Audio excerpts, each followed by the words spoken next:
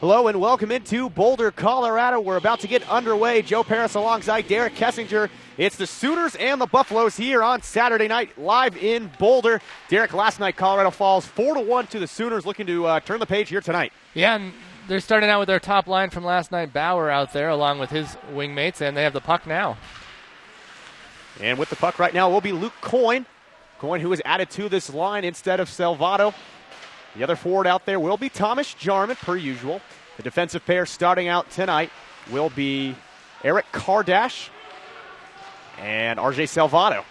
Salvato, actually, my mistake. Salvato is going to be the forward on this line. Coyne jumping up to play defense tonight. I guess jumping back to play defense tonight.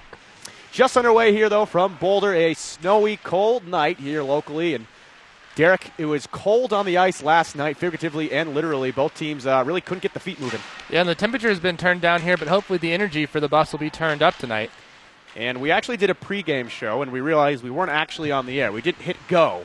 So what we talked about, though, in the pregame show is that it's a WCHL game again, of course, and this is a huge game that Colorado needs to pick up. Pierce Matty will bring it in on the wing. It'll be Gruber. Gruber tries to jump it back to Wiggins. Wiggins couldn't quite connect, so it'll be brought down the other way. Taylor Herndon. Centering pass is knocked away by Gruber. Late note coming out of warm-ups as it's brought in on the side. Shot is a shot. He scores! Cook was handcuffed. We didn't even get to announce the starting goaltender tonight. It will be Cooper Cook in net for the Sooners. And that'll be Luke Knightenbach, the defenseman, with the goal. Bringing it on the circle.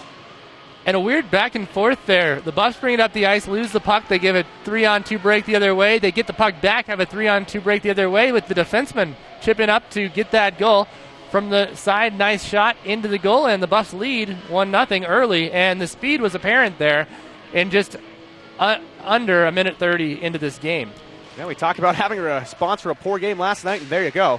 2 nights in a row, they catch me talking. Buffs have now scored the first goal in the last 3 games. Haven't scored in the last 2, or haven't won the last 2. Colorado has actually scored the first goal in the last 3 games, I believe, and haven't yet to pick up a W. What I was going to say, though, is that Elliot Palanchik was out for warm-ups. I spoke to his father, though, minutes before face-off, and he says that his son isn't going to play tonight. He was, I believe, dressed as one of the 21 members of the squad, but the shoulder's still bothering him from last night. So Scott Folden will send it in. Cook will come out of his net to play it. Cooper Cook hasn't had too much playing time this year. 3 games played, 2-1. So he's got a winning record. Sports a 3.09 goals against average, .829 save percentage. We talked with Coach Peter Arvanitis. And you talk about that Palanchik being out. There are a couple of things that really stood out from last game in the physicality department. It wasn't a really physical game, but you did have Deitz going out. He got a 10-minute misconduct last night. And on the other team, Ramsey really had a full head of steam for the Sooners, so we'll see if that develops as the night goes on. We were talking with Coach Arvanitis before the game, and he said he had no problem playing Cook. Wanted to give the night up to Colin Fernandes as he had played several games in a row. There was a little bit of a question if maybe if Fernandes was injured. He's not, though. It'll be Greenberg. Greenberg fires one home.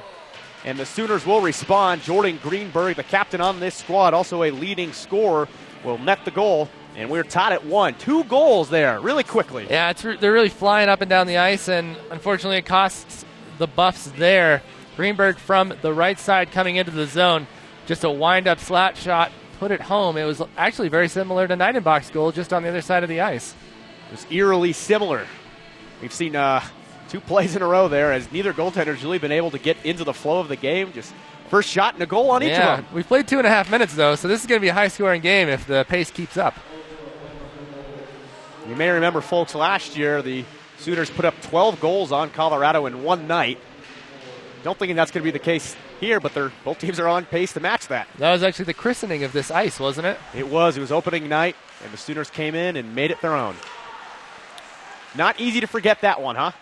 No, not at all. But as we talked about last night, much better situation now. Jarman will bring it on the wing. He'll fire a slap shot. It'll be blocked down by Patrick Grace. Salvato sends it up to Hefter. Hefter will come in from the point and knock it forward. Herndon, though, will collect it for the Sooners. He'll play it out to center ice. It'll be wheeled around by Matt McKinney.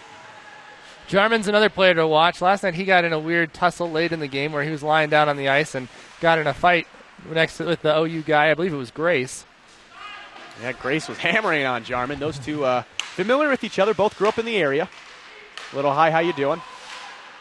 Wiggins will play it forward, but he was offside, so the Sooners will take advantage. Sends it into the corner. Matt Hefter will come after it with Luke Nightenbach. Nightenbach on the year. That was his second goal. The defensemen love getting those goals, Derek. It's nice to get rewarded every now and then for all the work you do on the back end. It really is a thankless job. Unless you were a guy like Rob Blake from the NHL who is putting up ridiculous numbers. It's easy to forget when the defensemen are out there. Pinched into the zone. Going off for a change will be Aaron Krominga with the rest of his line mates. So Colorado will have a little bit of time to get out of the zone. Kardash, who's back to wearing number 27 tonight. He was wearing 21 because of the military outfits. It's good to see the black and gold back out there. It really is. It makes our job a lot easier. We were talking about, yes, they were camouflage jerseys last night, and the numbers were being camouflaged as well. Yeah, they really blended in with the rest of the arena down low. Shot on net will be deflected into the corner. Kane will come after it for Colorado. Kane, who was playing forward last night, is back to playing defense here tonight. Poked forward, shot on net, his gloves out of the air there by Palumbo, and he'll hang on for the save. Derek, a lot different pace we're seeing here early. Yeah, both teams seem to be able to have their legs under them a little bit more. They're letting them skate. Not a lot of big checks so far, not very physical, but a good start for both teams flying up and down the ice. Both goaltenders would probably like to have had a better angle on their shots that get led to goals, though. Kane will be parting up tonight with Peter Martin. Through the slot, though, a dangerous opportunity. Colorado, though, poking it out to neutral ice.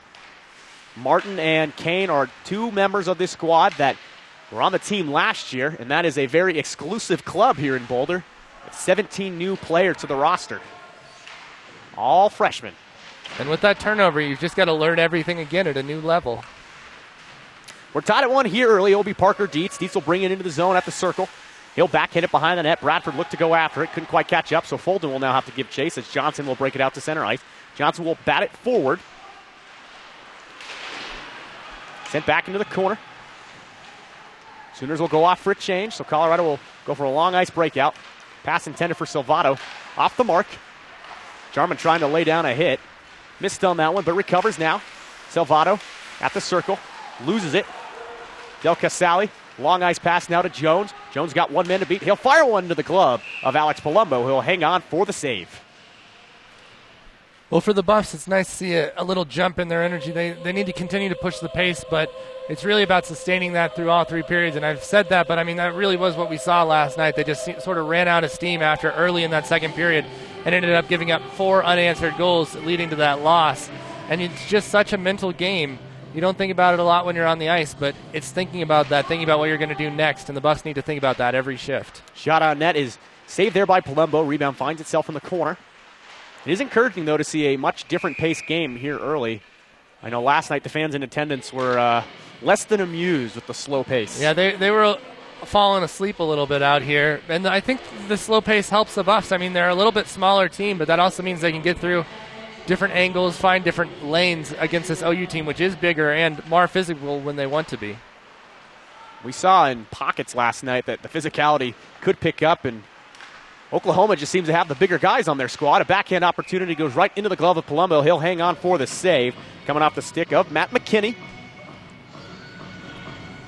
13:53 remaining here in the first period of play. We're live on Saturday night. It's Saturday Night Live from Boulder. Well, probably not as funny. I don't know. I hope the new not. Saturday Night Live. I liked Will Arnett on there, and that's about it. Bauer with it now. He'll poke it forward to Jarman. Jarman handling past Patrick Race. Cook will come out of the net to play it. Cross the ice. The timber coming in and out over the speakers, but play is still going on. Patrick Race skate back into it. I know last year the Kesha song Timber, as was just playing through the arena, was a favorite of the locker room for the Buffs. They would play it after every single game if they won. So they played it twice? I think they had more than 2. They had at least 3. I can remember 3 at least. Maybe they had I'm 2. sure they played it a lot. They won more than that. I think they had 2 wins in the WCHL. Gruber, Wiggins, and Matty out there right now. Dice not on the line here tonight. Got a game misconduct last night, which is a shame because Dice had been turning it up. He's one of those guys on the Colorado squad that Coach Nightenbach was thinking maybe would put home a lot of goals, and he has, but also he is such a good playmaker out there, especially playing with a guy like George Gruber. It's a fun line to watch. Sooners got it in the zone, stepping up into the play. Willie Ramsey. Ramsey pushed it behind the net now for the Sooners. Gruber will come to rescue it out of the corner. Lays it against the boards now to Matty. Matty will look to skate out to center ice. He'll lay it off the boards. We're going to get a hand up, and I believe we're going to get a... Nope, we're not going to get a penalty. It was a delayed something. Krominga's got it now, though, for the Sooners. He'll push it forward to Williams. Williams will throw it on net right to the stomach of Palumbo. And Palumbo will hang on. Derek, it's so quiet in here. I could hear the echo all the way down from the shot against Palumbo's pads up here. Yeah, I was ringing through the arena, and the crowd's about the same as last night, and with about as much energy. I think that everyone's just trying to feel this game out, see what happens. But good save by Palumbo, holding on to that one. There was a trailer on the back side, and a rebound could have been costly for the Buffs. Dietz in to take the draw right now. And, you know, an interesting story. Joe Adams, who was a University of Oklahoma Sooner, actually grew up in the same neighborhood with Dietz. And Adams, a few years older than Parker, actually taught him how to skate and transition from playing roller hockey to ice hockey. And I was talking to Parker before the game, and I said, you know, you and Adams out there, is it weird skating against him? He said, yeah, it's a little weird, but we got dinner last night, so it's all right.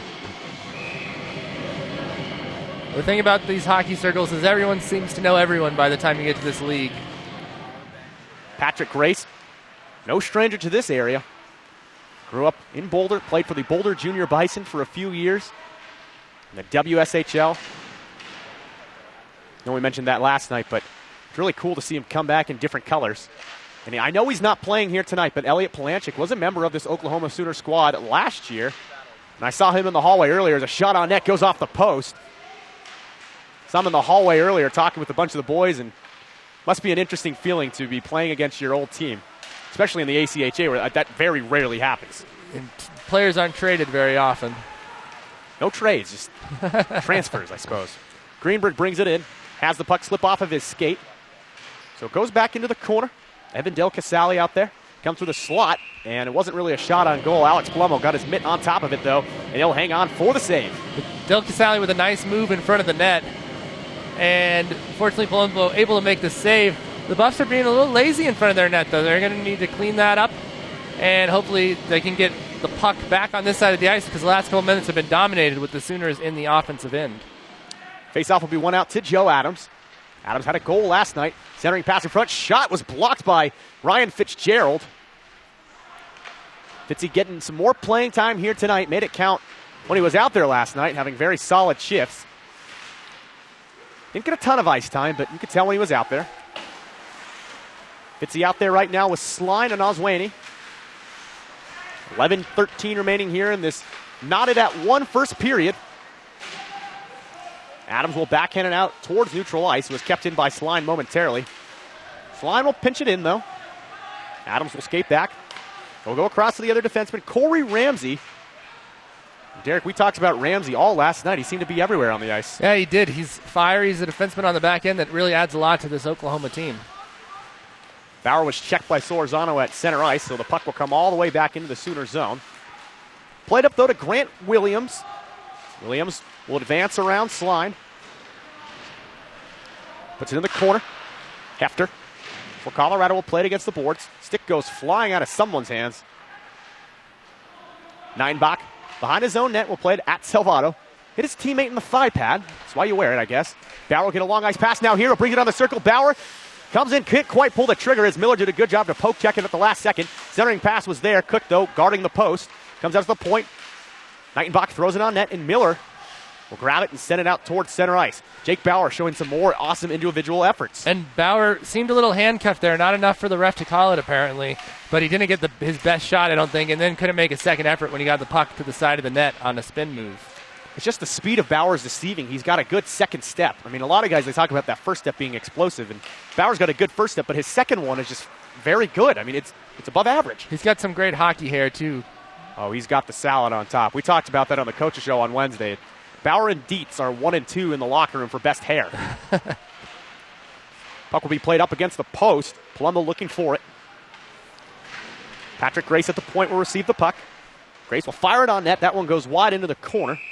It'll be deflected up and out of play. Well, we saw 2 goals in the first 2 minutes and 30 seconds, and then a couple chances here for both teams in the last minute or so.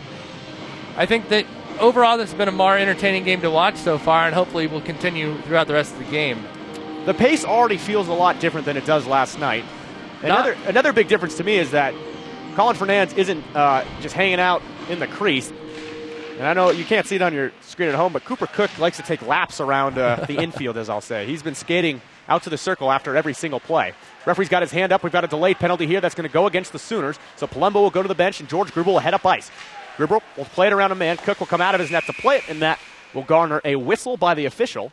And we will have a power play for Colorado with 9:09 remaining here in the first period of play. First power play of the night. Last night, Colorado, they were all right. 1 for 4 on the night. See if we can get it started here. And all those came early. They had a couple mixed in there where they only had a few seconds later in the game, but they really didn't have a lot of power play opportunities after the first period and a half. And it was Gruber last night wearing 71 who snuck home a power play goal just inside the post. Gruber back to wearing number 7 tonight. He loves wearing number 7 because, as we've said many times, George Gruber, the 7th. He's the 7th George Gruber in his family. Has to wear number 7. He went up to Coach Knightenbach before the year, and he says, I need 7. And Knightenbach said, yeah, can't argue with that. So in the box will be Matt McKinney. He'll get 2 minutes for tripping. 9 minutes even remaining here in this first period. Knotted at 1. Minute 48 remaining on the power play for the Buffs. Having a little bit of trouble breaking it out to center ice, but Bauer will now softly play it back to Kardash. Eric Kardash will play it into the corner, come after it himself. Lays off the hit. Will be played around the boards and all the way back into the corner. And I was actually talking to Eric Kardash as we both walked into the rec center tonight. Snow was flying down, and he smiled at me and said, reminds me of home. Reminds me of Calgary. That's how it feels here. Bradford brings it in, fires one, and it goes off the post and straight down and out. That one was close. That one got a piece of the post. Just barely, though. Kardash to Salvato with the drive, and that one's saved there by Cook. Puck is still loose in front. No one on top of it. There's a body on top of it now, trying to get a whistle as Adams. Adams can't get it. Still loose there in the slot. Played out to the point to Kardash. Kardash will whistle one home. Hit off of Adams again. Now went to Jones. Now going back door. Plays it off of a stick that was sitting there. Bradford will scoop it up, though. Jarman backhands it. Another save there by Cook. Only 3 Sooners out there with sticks. Ramsey lost his. And Jarman fires one in a save there by Cook. Rebound comes right out to the doorstep, and Cook will jump on top of it as Bauer gets into it after the whistle, and he's going to be jumped to the ground by Ramsey. And here comes Jarman now. He'll give him a face walks. And Cook got involved there, too. It's actually Cook's stick that was laying on the ice that you mentioned. It deflected off of. Ramsey gave Cook his stick, so the goaltender still had one, and he was able to corral that in with a stick with a curve on it. So he was pretty nifty there. I don't even know how helpful that would be. Yeah, I don't either. Play without one. Goalies like it. Once you've had it in your hand for so long, it just feels weird not to have one, I guess. And it looks like we're going to get some more activity near the penalty boxes, and I'd expect a couple people to go. Bauer really got tackled in front of the net. He started that altercation, but then he got grabbed from right behind the neck and thrown to the ice, so we'll see if anything comes from that, especially. There is 44 seconds remaining on the Colorado power play, depending on what happens here. I see John Dorr, the defenseman for Colorado, who's manning the away penalty box tonight, had it open. Looking for someone to join him in the box. And it'll be Ramsey. Ramsey will take a seat alongside McKinney. And I see 5 jerseys out there in black for Colorado. I'm actually surprised they didn't have someone just add on there. Ramsey last night had 6 penalty minutes, so he's definitely adding them up for the season. So it appears it's going to be a 5-on-3, and it will be. 44 seconds of 5-on-3 action for Colorado, and then they'll have a power play of 5-on-4. Knightenbach to Hefter. Hefter will glide with it at the point, plays it over to Maddie. Maddie with her quick return pass to Hefter. Hefter thought about it. They'll defer over to Knightenbach. Back to Hefter. Hefter to Maddie. Maddie fires one, just can't quite get it. Went off of the heel of his stick. Wrapped up in the corner by Mikko Sorzano. Sorzano sends it out to the point, but it's kept there nicely by Hefter. Hefter goes to the far side, receives a return pass, looking to Gruber. He'll get him there. Gruber with one. He tried to go top shelf.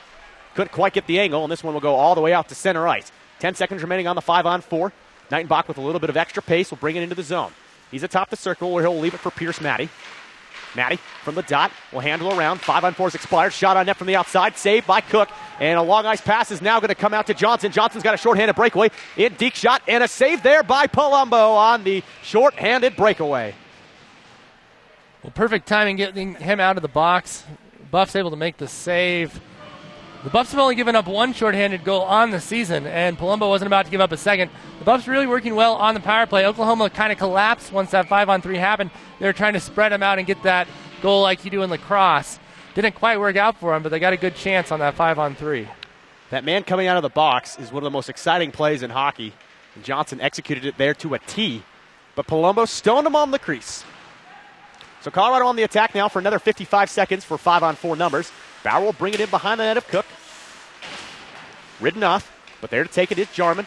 Jarman, who was worked over only a few minutes ago, out there with Bauer, Salvato, Kardash, and Bradford.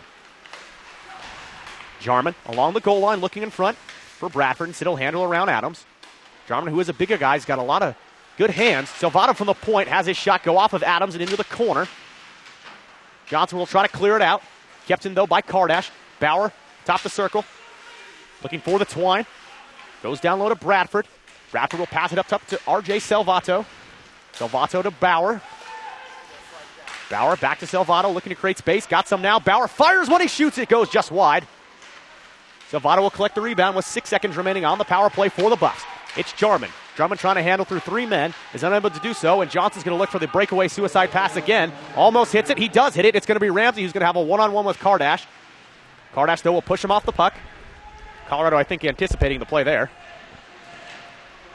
Salvato down there battling with Jones. Ty Jones had 2 apples last night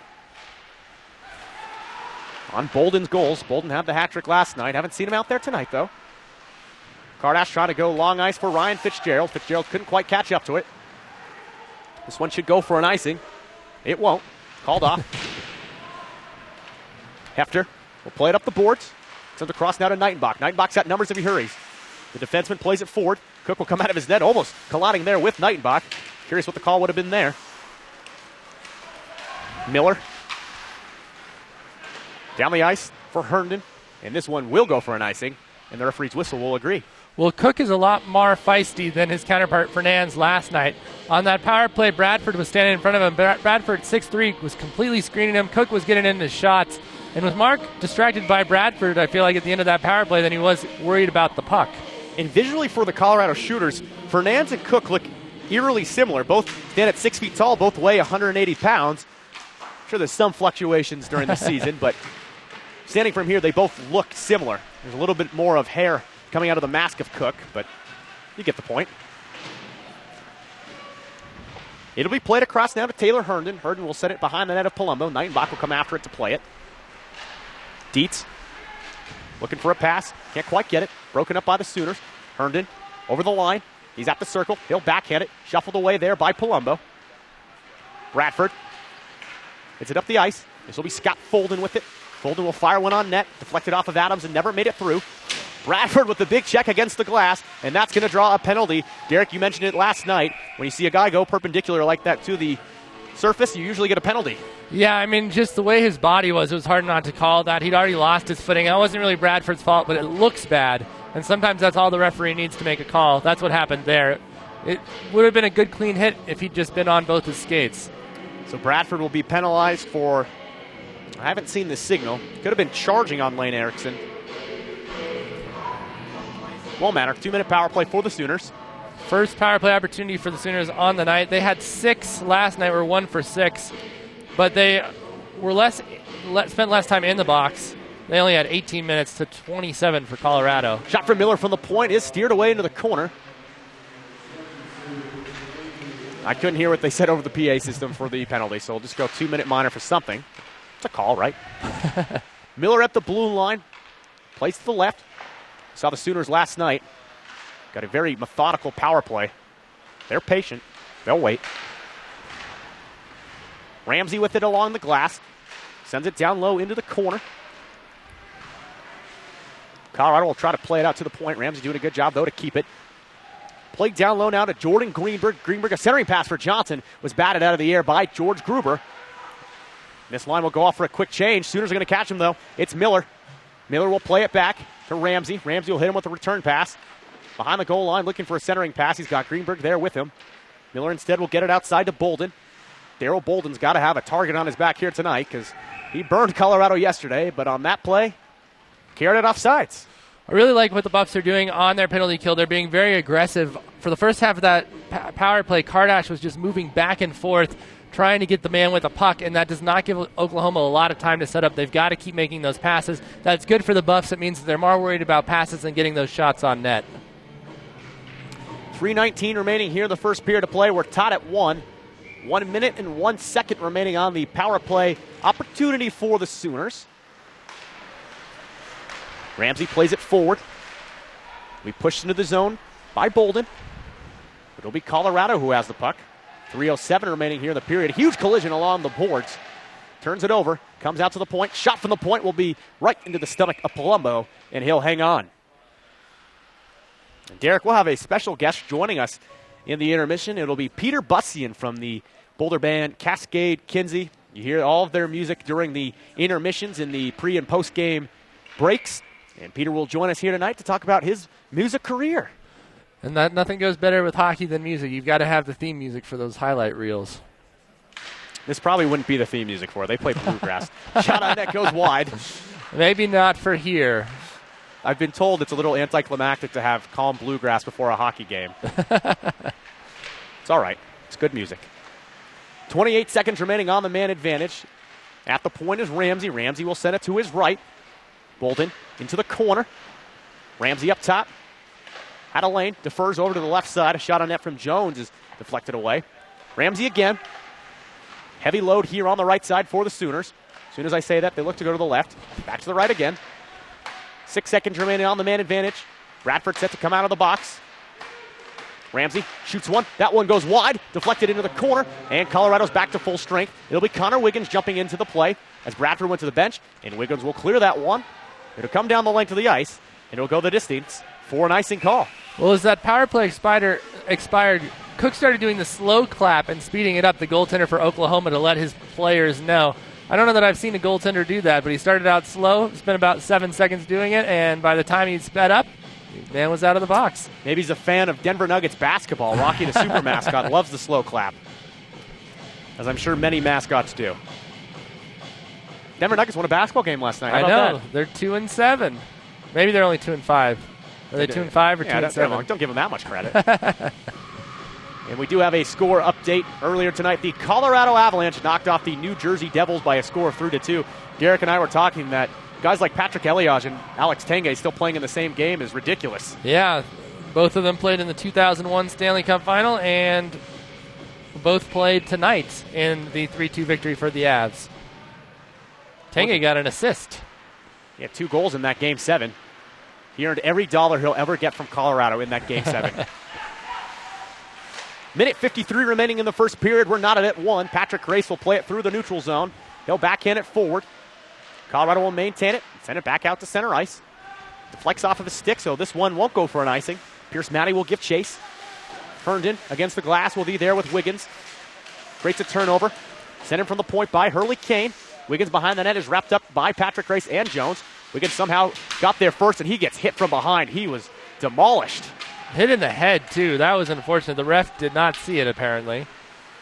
On the other end, it'll be Herndon. He'll fire one.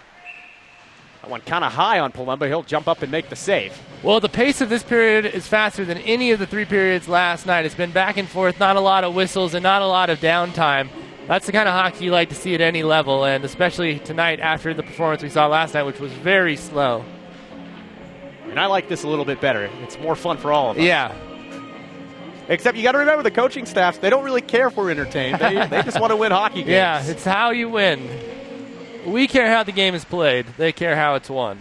I thought after the game last night during our post-game meeting with Coach Neinbach, he would not be too pleased. And obviously he wasn't happy with the loss, but said his boys hung with him, and he's right. I mean, these teams matched each other, and outside the score box, it was a pretty similar game. Shot on net into the stomach of Palumbo, and he'll hang on.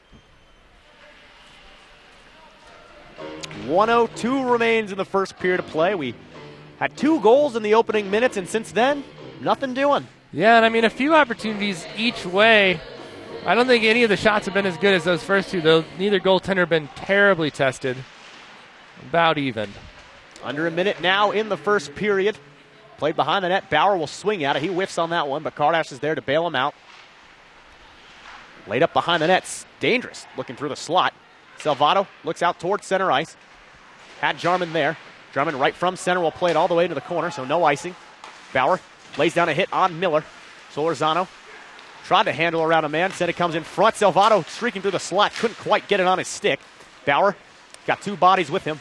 It's Salvato. 26 seconds remaining. Jarman working in front. Tries to jam it home. Solorzano will kick it. Another shot. And a glove save there by Cook. It dropped out of his mitt.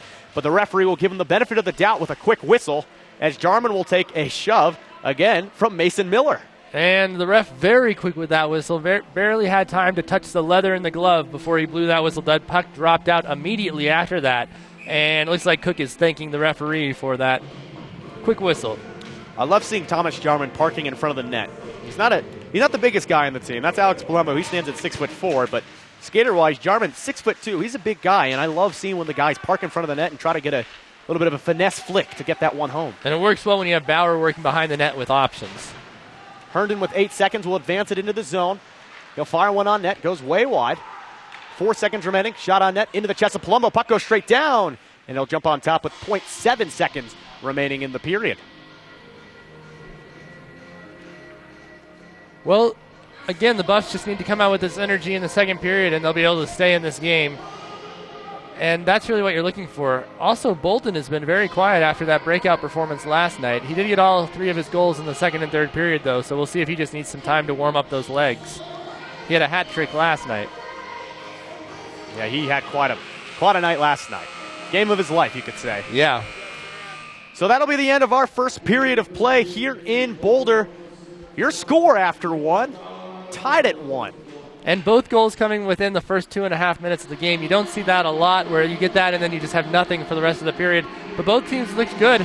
And for the Buffs, they were able to match pace for pace throughout this game, and that's completely different from what we saw last night. There was a lot more pockets where it was completely dominated by one team, and that team was Oklahoma. Luke Nightenbach getting the goal for Colorado early. A little bit of a surprise to both of us, but you love it when the defenseman jumps up into the play. But I thought the pace so far tonight has been a lot different than all 3 periods last night. And part of that is the defenseman stepping up, and Luke Nightenbach was probably the best player on the ice. I mean, he had 2 or 3 opportunities in front. Didn't see him as much on the defensive end, but that's often a good thing when you're talking about a defenseman. Jake Bauer, again, continuing to have his high level of play. Yeah, definitely. He did, and he did there late in the period, so we'll see if that continues. That's really what you're looking for, and that's who you're hoping will break through for the Buffs. And except for opening minute goals, both goaltenders had very solid periods, and looks like this one may be a goaltender battle tonight. And maybe the Buffs can get under Cook's skin. He made it apparent that he's willing to go with the players. He got a couple shoves in after the whistle. He was moving back and forth. He was moving guys out of his way in front of him. So we'll have to see. That could be something the Buffs look at going into the second period. And you try to look for players that are going to break out and have a good performance the rest of the game. And Thomas Jarman's been the Energizer Bunny down low, mixing it up, trying to get in there. And he has something to prove because last night he really went at it late at the game, went after an Oklahoma player, and you've got to back that up on the ice or they're not going to respect that kind of play. Well, alongside Derek Kessinger, I'm Joe Paris. We're going to step aside, but when we come back, we'll have your first intermission interview as well as some stats and highlights from the first period. Don't go anywhere. We're live from Boulder. It's Saturday Night Live. I had to go with it, right? Yeah. It's Saturday 2 Night times. Live. The third time it's going to get awkward. We'll roll the dice. After 1, we're tied at 1. Don't go anywhere. Second period coming up after this break. So among the sheep.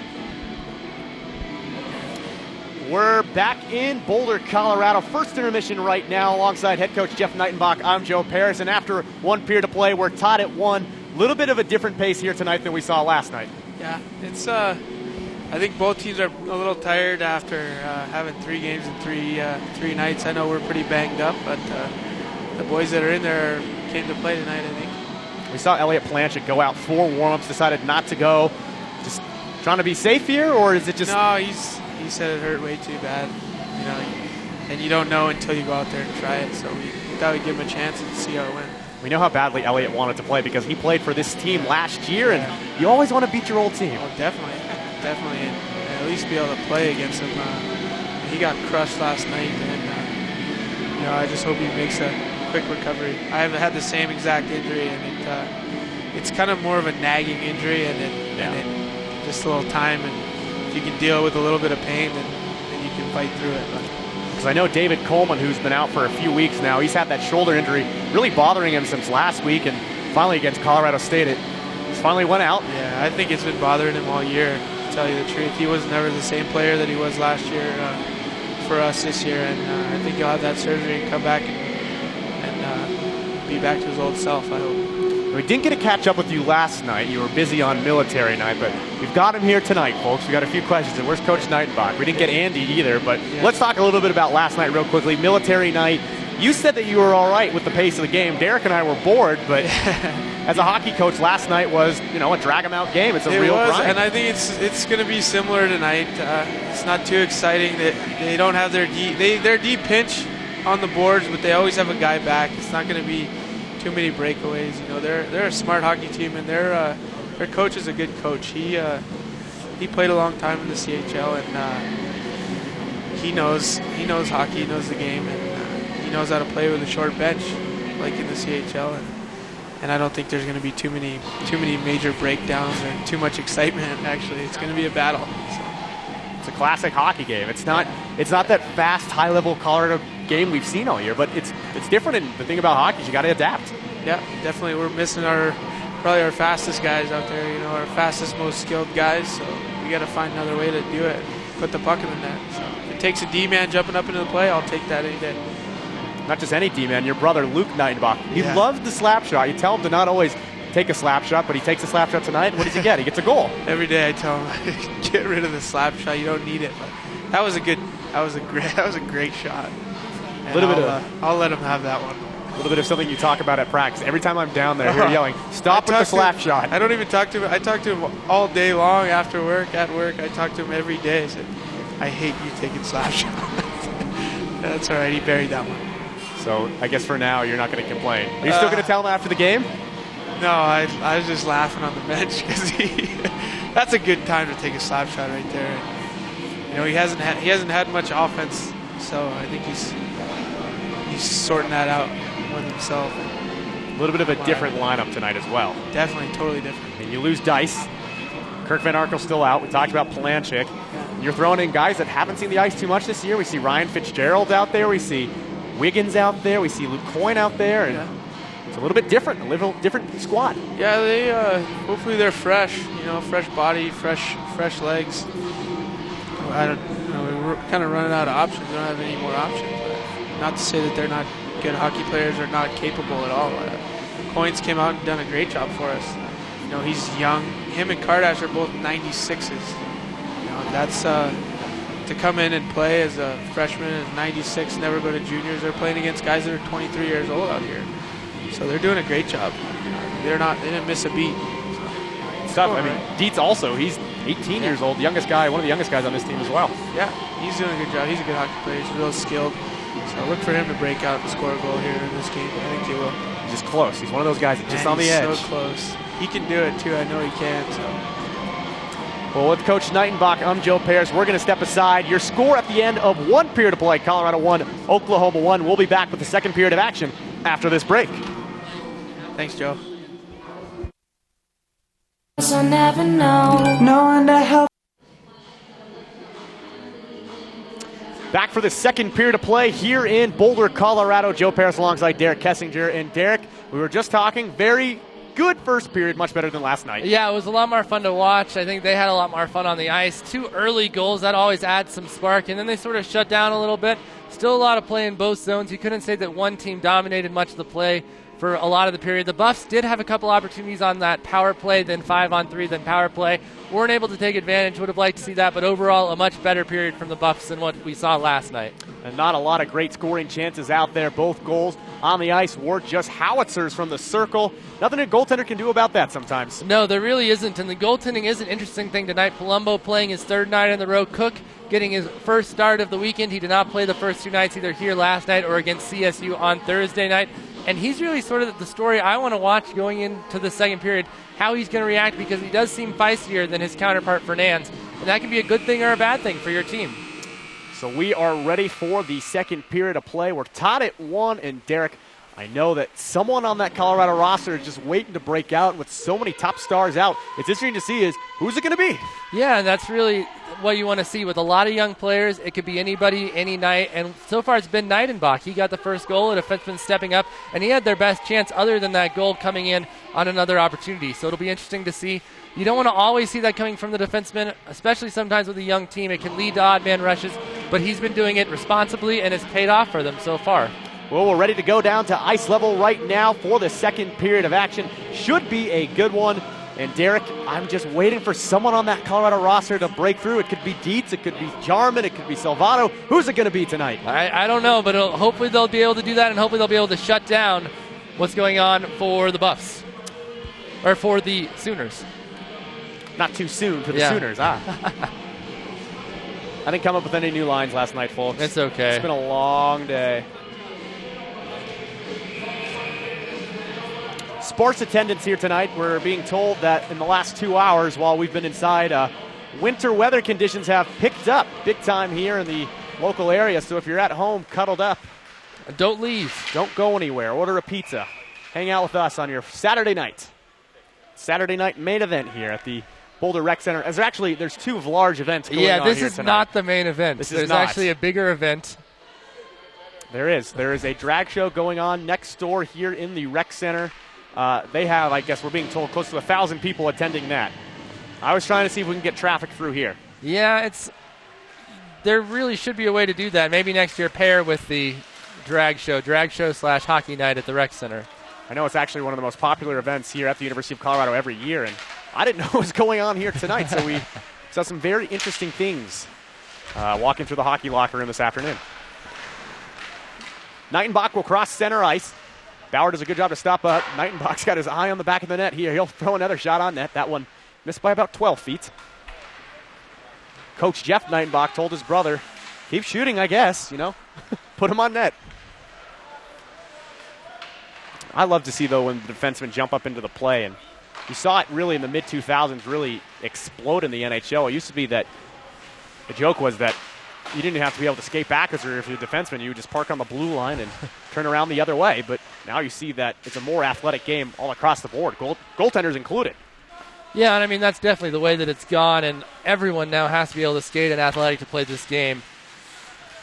I mean, the days of goaltenders smoking cigarettes on the end of the bench are way gone, but I mean, really, the end of the 90s, you would see like large goaltenders who weren't very athletic, and now, I mean, even a guy, Ben Bishop, who sounds well above 6 feet, he very athletic guy. Yeah, and I mean, Kardash will send one through some traffic. That one goes high above the glass. Bounces down to Coyne. Coyne will look to throw it on net. Goes wide again. The direction finder still having a little bit of trouble. Kardash's shot will go on net, just barely. So Cook will cover it up. Talking about those goaltenders, Patrick Waugh said recently, the coach for the Avalanche, former goaltender, that Varlamov actually warms up more than any other player, doing all that stretching, doing all that back and forth. Says it's really a workout playing goaltender, and he would know, but it's interesting to think about that. As much as these players warm up, what the goaltender has to do separately from the rest of the team. And you know that Colorado goaltending coach, Francois Allaire, he harps on his goaltenders not only to get their glove hand up, but to have that good fitness. It pays off for Varlamov as the Avs win their second in a row. Woo! 2 in a row. That's the longest win streak of the year, huh? Yeah, I believe so. Hey, a 2-2 road trip for the Avalanche. You go 500, you're doing it right. Let's see if they can get some wins at home. And see if another team can get some wins at home. It's Matty, who had it momentarily, poked away from him, so Eric Kardash will come back into his own zone. He'll go across the ice to Sline. Sliner will play it up to Folden, waiting for it at the blue line. He couldn't quite get a stick on it. So it'll be Ty Jones who'll send it across the ice. Backdoor pass comes over to McKinney. And a shot from the slot is a hammered home goal. That one's going to be Ty Jones getting the feed from Matt McKinney. 2-1 Sooners early in the second period.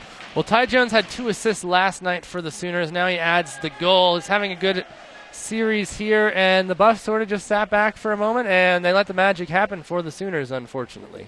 Odd man rush coming out of the breakout. Oklahoma took advantage. It wasn't a pretty play, but it worked. And now the Buffs have to regroup, something that they have not done a very good job about when they faced adversity. Now down, they're going to have to find a way to get back in this game. We've seen Colorado have good first periods the last 2 nights. Categorically, they had a good first period here tonight, but story all weekend's been finishing in the second and third, and a turnover to Johnson. Johnson at the circle. He's dangerous. He's in. He shoots, and a save by Palumbo. Back door. It'll come to Greenberg. Greenberg loses it, so Bradford will try to scoot out of the zone. He loses control of the puck, so it'll be dumped right back in by Joe Adams. The captain for this Buff squad, Hurley Kane, will skate with it around Dietz. He's wrapped up behind by Johnson. Johnson working him over behind the glass. Almost creates a turnover. Now he does. Peter Martin, though, waiting for it. Big Pete will throw it across the boards. He had Bradford going up the ice. Didn't see him, though. Here comes Dietz, and Dietz will bring the puck in as Folden was offsides. And Dietz finally saw some daylight.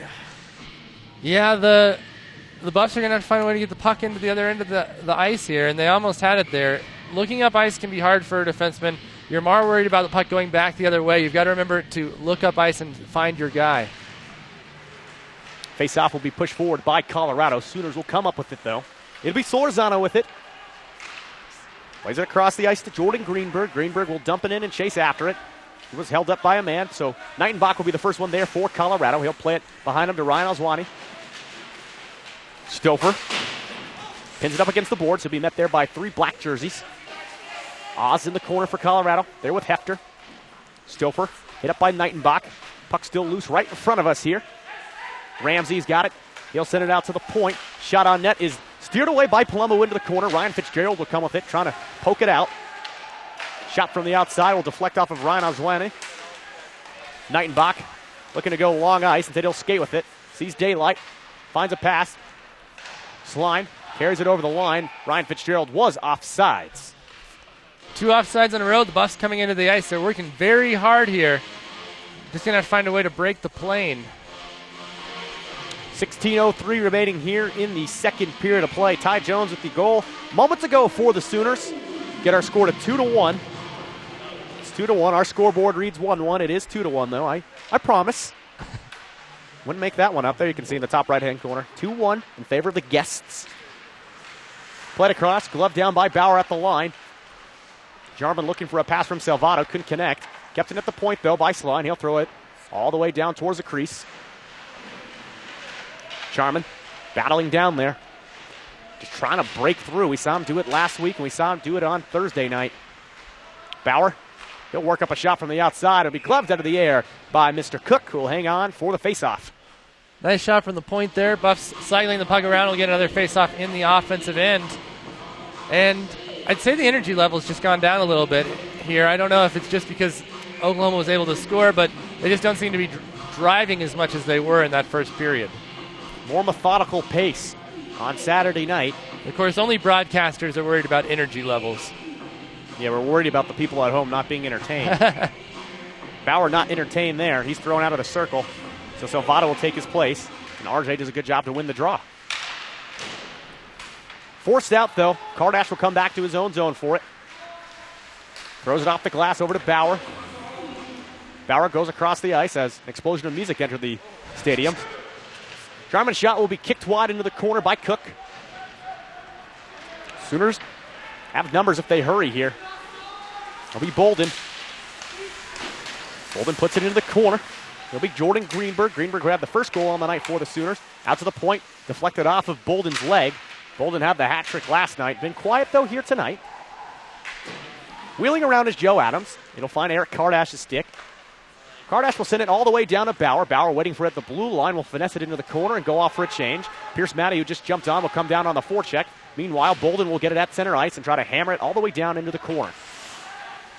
That line goes off for the change. Bolden with the 3 goals last night. Greenberg and Johnson are first and third in the entire league for points, or for the entire division for points. Conference. They're in a conference. There it is. It's cold in here. My brain literally froze last night. I couldn't think of names. Forgot my own name for a few minutes.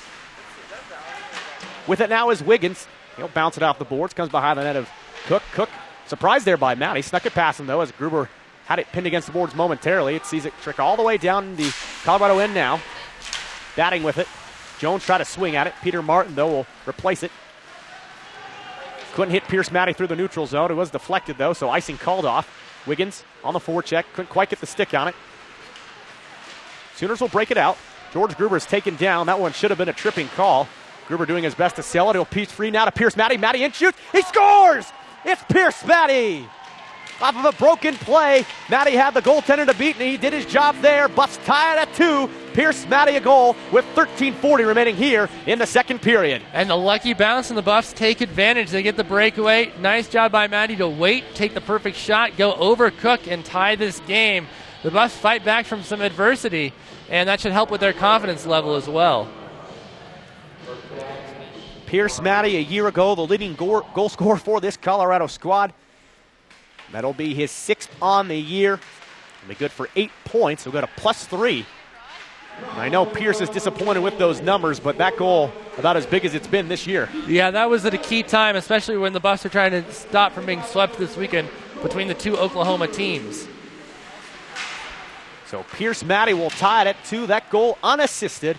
A broken play, and Derek, it's hard to break it down. Sometimes you just find yourself with some space. Hockey is really a game of bounces at times. It happens when the puck is so little, and the Buffs take advantage there. And that's something that Colorado just didn't see last night, is those good bounces going their way. And there is something to say, though, about creating those bounces, as the Sooners will bring it over the line. Whipping on the shot will be Krominga. Stouffer's there to back him up. Centering pass intended for the slot. Knocked away by Colorado. Bradford dancing in the corner alongside Ramsey. Sooners will get it out of the pile. Shot deflected from the point all the way against the glass. Parker Dietz will send it back and cycle it for Nightenbach. Nightenbach finds his D pair Hefter, who hits him with a return pass. Trying to get it up the boards. It's kept in, though, by the Sooners. Roped into the corner. Here comes Hefter. He'll flip it long ice. This one will most definitely go for an icing call. I would have bet tacos on that one. Yeah, that one went all the way down. And it'll come back. Buffs are going to have a defensive zone face-off. Got to cycle the puck well. And I believe that's Sterling Folden who just ran onto the ice to go enter the penalty box as a penalty box attendance. I know John Dora must have left. He didn't want to do it anymore. The defenseman for Colorado had enough after one period of play. It's not the most exciting job. So it'll be referee Sterling Folden who's in the box. Not refereeing tonight. He's got the night off, of course. He's also got one of the best mustaches I have ever seen. It's always awkward to have an opposing player be in there with the player that's just committed the penalty for the Oklahoma team. You've got to make sure they're not going to hold that door closed a couple seconds late and not let your guy out of the box. Not that anyone would ever do that. And not that any chirping would go on either.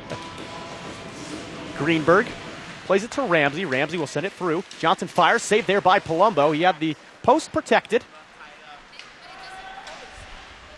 12:07 remaining here in the second period of play. We're tied at 2 live from Boulder on Saturday night. Joe Paris alongside Derek Kessinger. Ramsey will send one towards the net. It'll be deflected high into the netting and out of play by Alex Palumbo. Looked like a 60-degree wedge on that one. Yeah, and I feel like these teams are just waiting for something to happen here. Physically, they just aren't very engaged with each other. It's like they're playing two separate games, and it's working out for them. You know, both teams have 2 goals, but it doesn't seem like they're really engaging each other very much. They're both trying to play their own games right now. 4th straight defensive zone face-off for Colorado. It'll be Bauer in to take it. Bauer will be wrapped up by Johnson in the circle. Puck comes free to Bolden. Bolden will try to backhand it. It'll be deflected by Coyne. Up the ice comes R.J. Salvato. He's got a little bit of speed. He's also got a Jake Bauer at the circle with him. Bauer can't quite control it as it's poked away by Solorzano. Solorzano plays it out from the corner, but Jarman's waiting for it. Jarman will send one on net. Puck is free. Cook almost strapped that one down for a perfect chance for Colorado. Up the ice the other way is the Sooners. Bolden centering pass, deflected away at the last second by Jarman, and that's going to draw a penalty. And that as Johnson? That was a bad call. I'm pretty sure they called it on the back-checking Bauer, who definitely played the puck in the stick. It didn't lead to a break, and so, it looks like it was Jarman, excuse me, but nevertheless, that was unfortunate for the Buffs, and I'm not sure it was the right call. So TJ will take a seat. I think they're going to get him on a hook. So the Sooners will go back on the power play. This will be their second opportunity of the night, 0 for 1 thus far. And the Buffs did a good job on the first power play of limiting the Sooners' chances. They're very good at forcing the issue, making sure that the Sooners didn't have a lot of time to set up, moving back and forth to not let those lanes get open. They need to continue to do that because that's when their power play was, or their penalty kill was effective last night against the Sooners' power play. Let's hope that continues tonight. On the year for the power play, Oklahoma, 17.4% of the time they convert. Referee's trying to figure out something here. They're having a conversation in the box area. Head coach Peter Arvanitis, though, he's reserved on the bench. Seems to be okay with what's going on, and we're actually going to get matching minors, it appears, so we're going to go fours. They're going to get Johnson for a penalty, too. That's interesting. Yeah, I have no idea where that penalty came from, but we'll take it. So 4-on-4. We saw last night Oklahoma convert on the 4-on-4. Ice will open up. We said last night it would be Colorado that would benefit most. We ate those words. Herndon to Jones. Jones in the corner. He'll cycle it down low. Herndon wasn't looking, so Eric Kardash will take it for Colorado. Plays it up to Pierce Matty. Matty looking for Gruber. Gruber had to avoid a body dancing around him. Push to the corner. Herndon will come after it. Coins there for Colorado. Good job, though, to bait in 3 players as Miller will get it at the point. He'll go across to Solorzano. Solorzano will find Jones. And Gruber will find him, and he'll poke it forward. He's got Miller to beat there. Miller will get there first, but Gruber's hot on his trail. They'll both ride themselves into the boards. They're wrapped up. Puck still free. Minute 17 remaining on the 4-on-4. 10:43 remaining in the second period. Tied at 2. It's Jones with it now. Jones looks to Herndon. He still keeps it himself. Jones handling around. Palumbo comes out of his net dangerously as a centering pass intended for Herndon is blocked away. And the Buffs really don't look like they're on a 4-on-4 situation. They're playing as if they're on the penalty kill. Very reserved there. Palumbo made a nice job there. If they'd been able to get the puck around, it was a wide open net on the other side of that crease. So the face-off will come to the left of Alex Palumbo. Palumbo's looked good on the weekend, making the saves he's supposed to, and maybe even a few more. Dietz will take the draw for Colorado. He's there with Bradford, Hefter, and Nightenbach. Nightenbach, who had the slap shot goal early in the first period of play. Hefter making the gutsy play to jump up as the defenseman and poke that one. It's going to be a 1-on-2, though, with it. Stouffer through the slot. Now shot goes back door. Greenberg couldn't jam it past Palumbo. Greenberg loses it. It'll be Nightenbach for Colorado. He'll circle it behind now to Hefter. Hefter will park there and wait for direction. Looks off to his left for Bradford. Bradford anticipating, will skate up with it now. Crosses the red line. Never really had control of it as he'll hammer it back to Hefter. Hefter will wrench it to himself. Plays it into the corner, and he'll go off for a change, and so will Dietz. Jake Bauer will jump on. RJ Salvato out there with him. Peter Martin.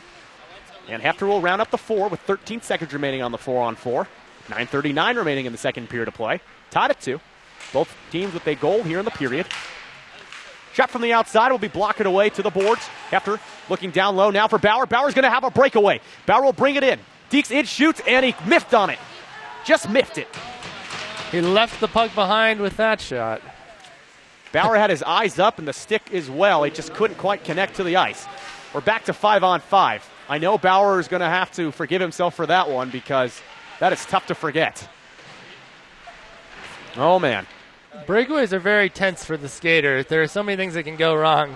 Almost never is the thing that goes wrong the fact that you lose the puck when you're taking a shot, as the puck hit the ceiling and was iced. For the goaltender on a breakaway, it's really, if you get scored on, well, it was a breakaway. Yeah, no one's going to follow you for that. You'd like to make the save, but it's more like a bonus. 8:58 remaining in the second period of play. Bauer almost just couldn't pull the trigger. Oz in there to take the draw for Colorado. One back, though, by Boomer Sooner. Referee's got his hand up, and we've got a delayed penalty, and this one's going to be against Colorado. Sooners will break it up the ice. Cook goes to the bench.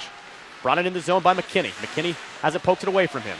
Bolden, though, will take a check there from Martin. Puck finally touched up by Hurley Kane for Colorado, and we're going to get a Sooner power play. And this is the key time for the Buffs. They were already having some trouble sustaining play on the other end of the ice. They don't want to sit back here. As we talked about, Oklahoma can really cycle the puck, and that could cost them. So I incorrectly announced earlier that it was going to be second power play time for Oklahoma. That was before we knew it was going to be a 4-on-4. So this will be the second power play opportunity for the Sooners. Heading to the box for Colorado will be Liam Sline. So the Sooners will be on the man advantage. Dietz doing a great job breaking up the passing lane, and this one will go down the distance.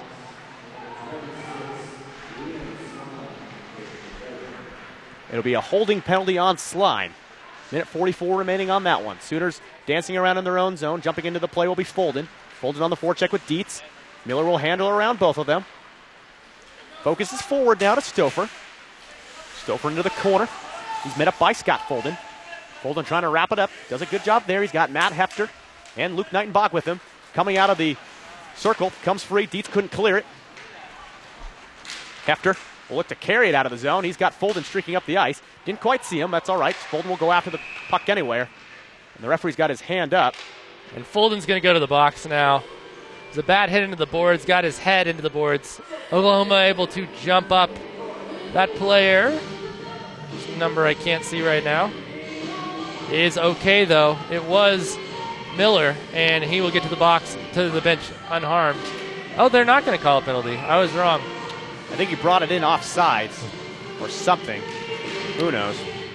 Looked like it could have been called. Well, I think Folden thought it could have been called too. I thought he guiltily started skating towards the box, and then it wasn't open, so he deferred to the bench. Gruber forced it into the zone. Sooners still on the power play for another 56 seconds. In the box for Colorado is Liam Slime. Advancing into the zone, though, will be Greenberg. Greenberg will drop it back to Johnson, who will hit Greenberg back with the pass. Ramsey couldn't keep it in the zone. Gruber thought about the forecheck and said he'll go off for a change, so Jake Bauer will take his spot. Johnson's got it now, though, from his own blue line. From the left wing, Johnson centers it forward. Greenberg goes back out to the point to Ramsey. Ramsey into the corner for Johnson. Johnson looked back to the point where he'll hit him. Thrown down low. Dangerous shot there by Greenberg. Backhand attempt there. Gloved out of the air by Alex Palumbo, and Eric Kardash will make sure that Eric Greenberg isn't going anywhere. Palumbo did a nice job staying strong there. OU had two guys around the net to one for the Buffs, and obviously that's not where you want the extra man on the ice to be. Down low, it wreaks havoc for your goaltender. 6:58 remaining in the second. 17 periods remaining on the penalty to Liam Slime.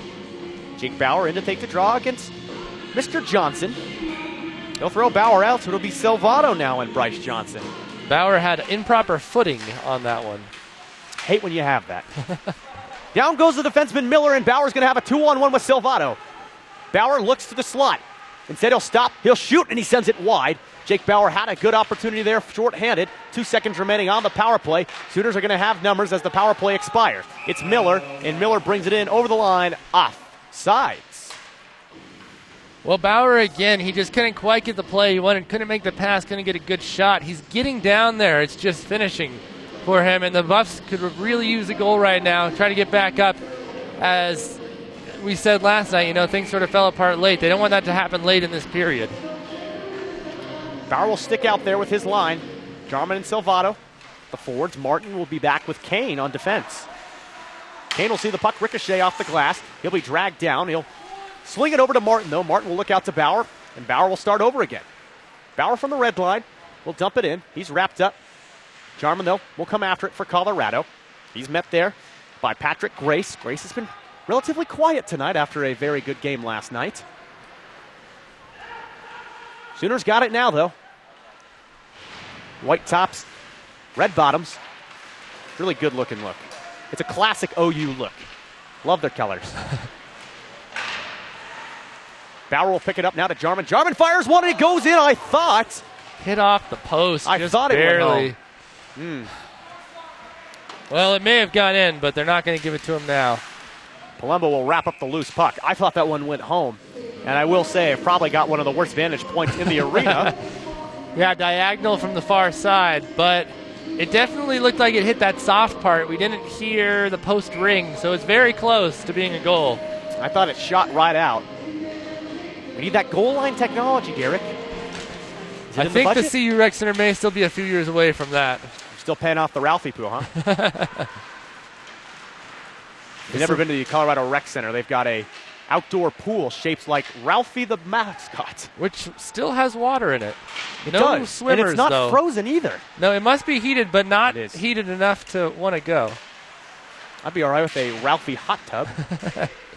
I'll say this, no debate. Ralphie's one of the best live mascots in sports. I don't think there's a better part of any football game than having a Buffalo run out on the field. It helps that it's always the best part of a CU football game. Yeah, since the late 90s at least. Sooners bring it in. Herndon fires. One will be gloved out of the air and hang on to there by Alex Palumbo. So 5 minutes left in the second period. Both teams looking to sort of establish a pace before they go into the third period as we get set for another face-off. But that's really what both these teams are looking for. What can they send as a message before that third period? Because it's been a grinded-out game. We saw speed in that first period. We've completely lost that in the second period. It's one of more methodical paces. Greenberg fires one wide. Palumbo didn't see it as he was screened by Coyne. No matter, though. Wasn't on net.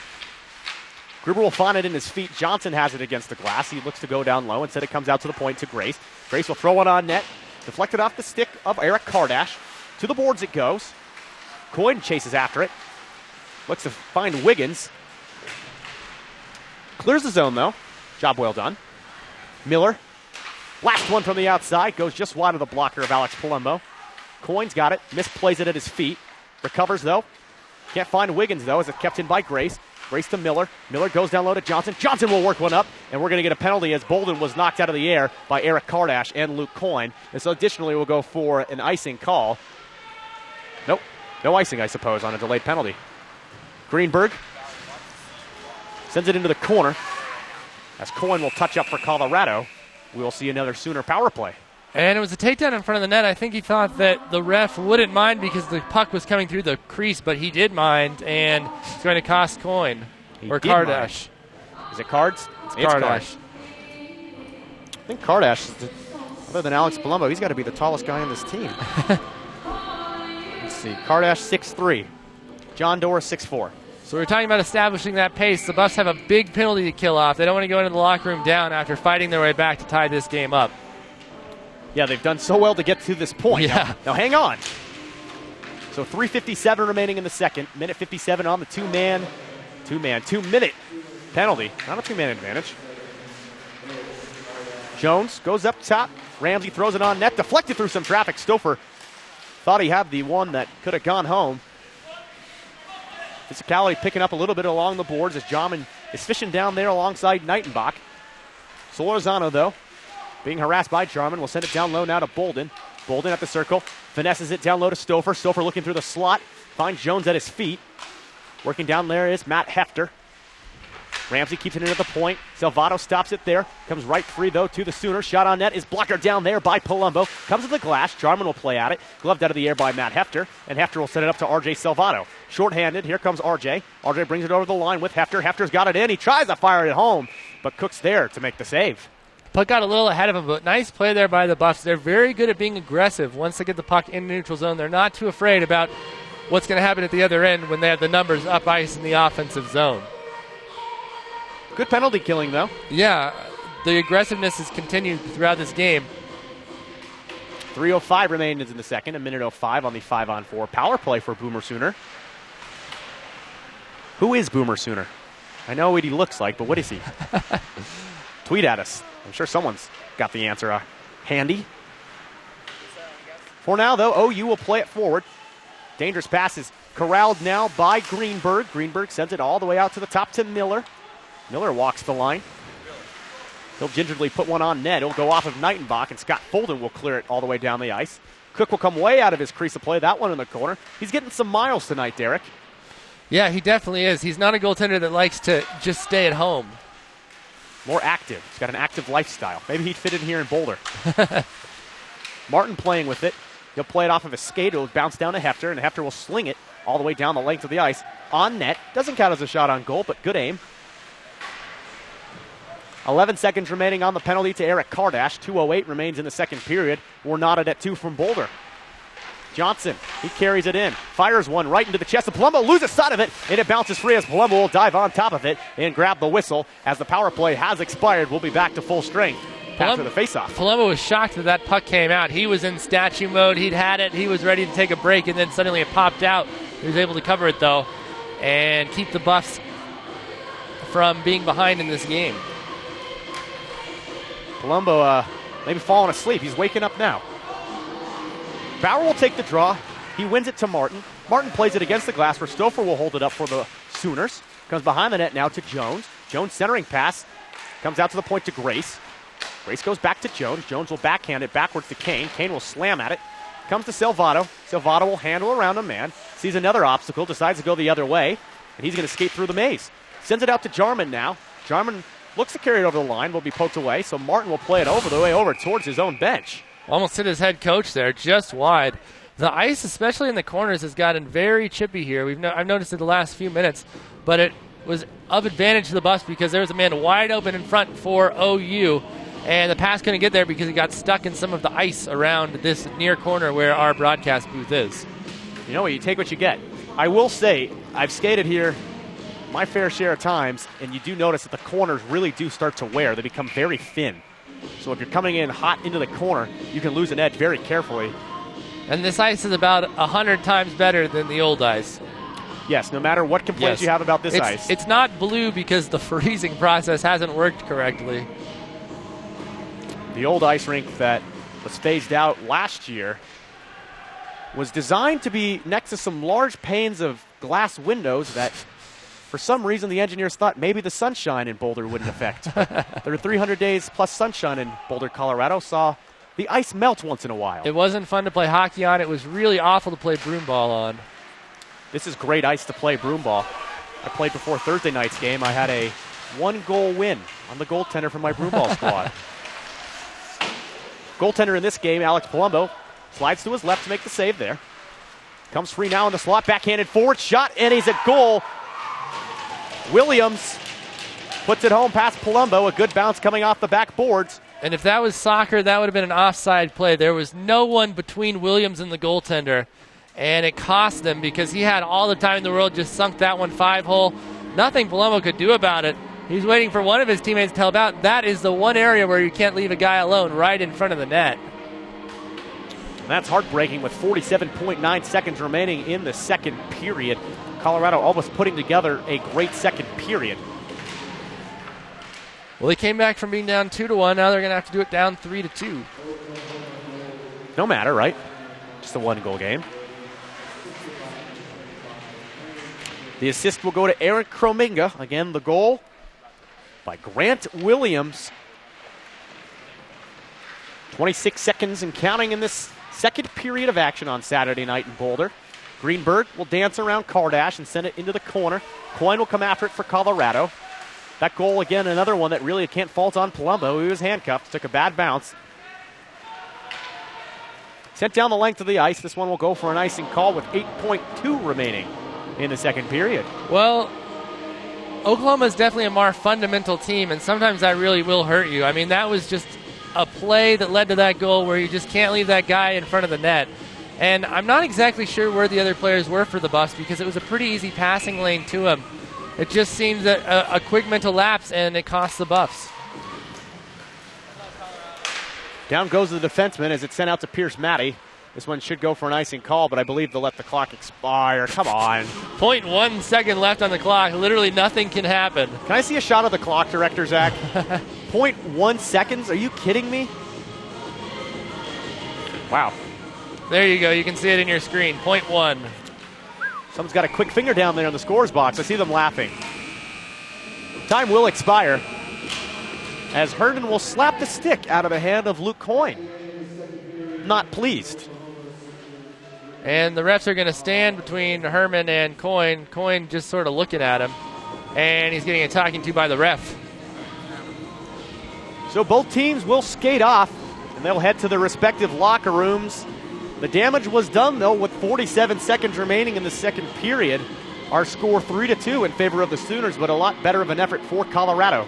Yeah, I mean, they matched him, goal for goal there until the end, and one mental mistake. It's easy to make up for, but, it's one of those things that you don't want to see, especially late in the period. That always kills the momentum for a team, and you've got to think about that for the next 20 minutes or 15 minutes before you get back on the ice. The story of the year, though, and the big difference from last year is that Colorado's still in this game heading into the third period. They were in it last night. They were in it Thursday night. And really, the third period is theirs for the taking. Yeah, and they've just got to come out strong. This is their last period of the weekend. They can take tomorrow off. They can sleep in. So they've got to give it all tonight if they want to win this game because Oklahoma has the size, and they can use that to their advantage.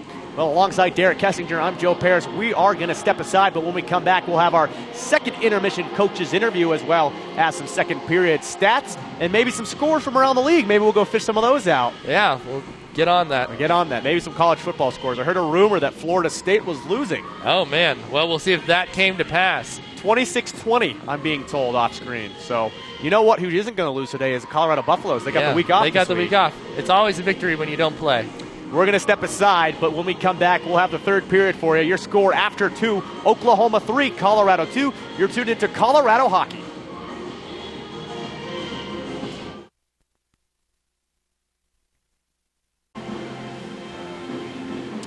We're back in Boulder, Colorado. It's the second intermission. Oklahoma leads the Buffaloes 3-2 after 2. I'm joined now by assistant coach Andy Knightenbach. Andy, still sporting the beard, and tonight the peacoat. That's right. It's a good look, huh? I heard you haven't taken it off since you got it at Nordstrom's recently.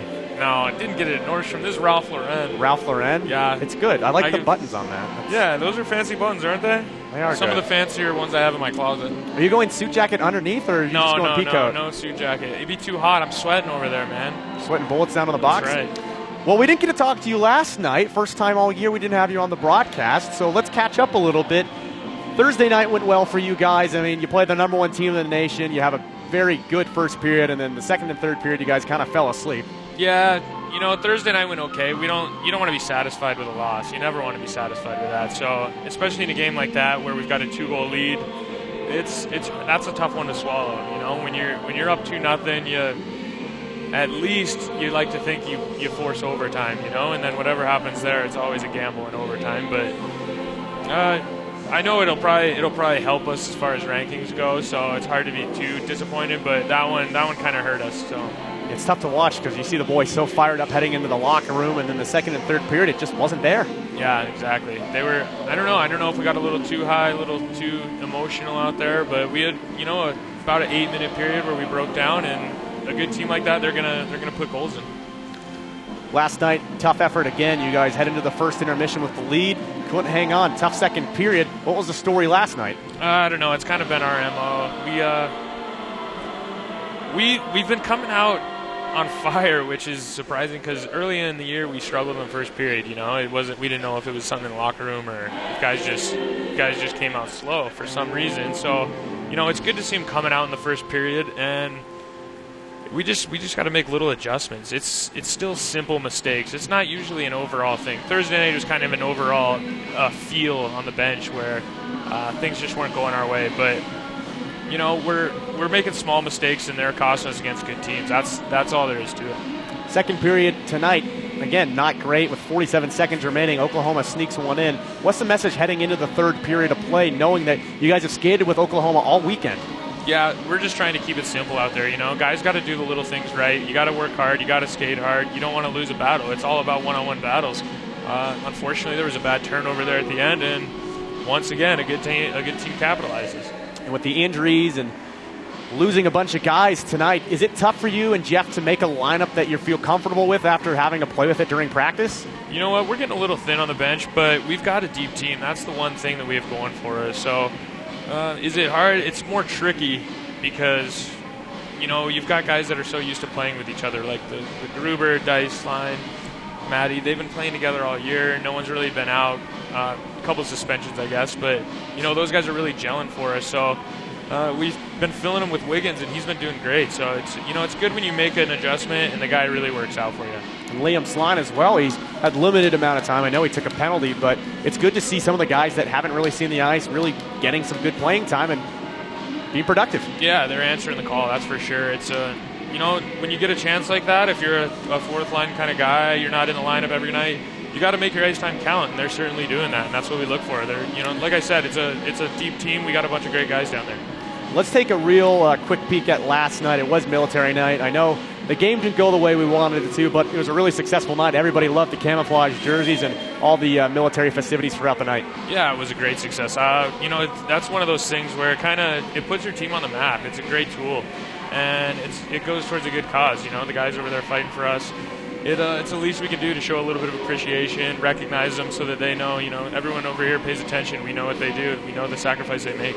And I know we auctioned off every single camouflage jersey. Every single one was sold. Yep. There was no extras. Yep. That's good. That's a good night. It's a great night. So you can't win on the ice. At least you win in the community. That's not bad. It's a good thing. We try to have a strong relationship with the community. We want people to want us around. So it's a win-win. We're in the second intermission right now. Colorado trails 3-2 the Oklahoma Sooners.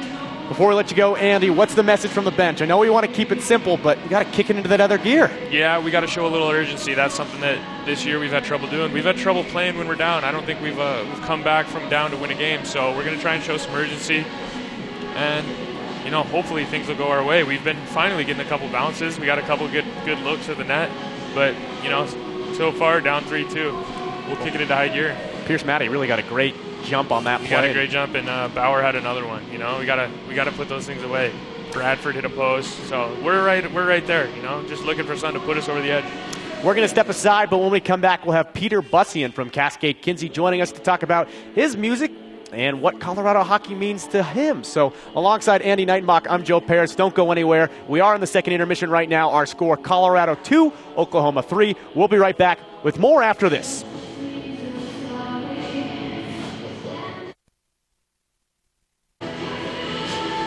Can't hear nothing. I can hear you. Oh, no, there you are. How's it going? It's good.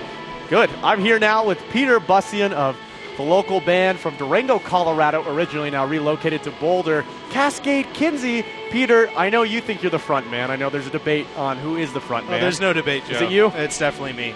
It's Peter, and everyone's heard all of your music last year and this year during all the intermissions. It's great to put a face to the music. Well, thank you. Thank you for giving us this exposure and letting us be heard by all these screaming fans. The thousands and thousands of Cascade the Kinsey legions of fans. Yeah.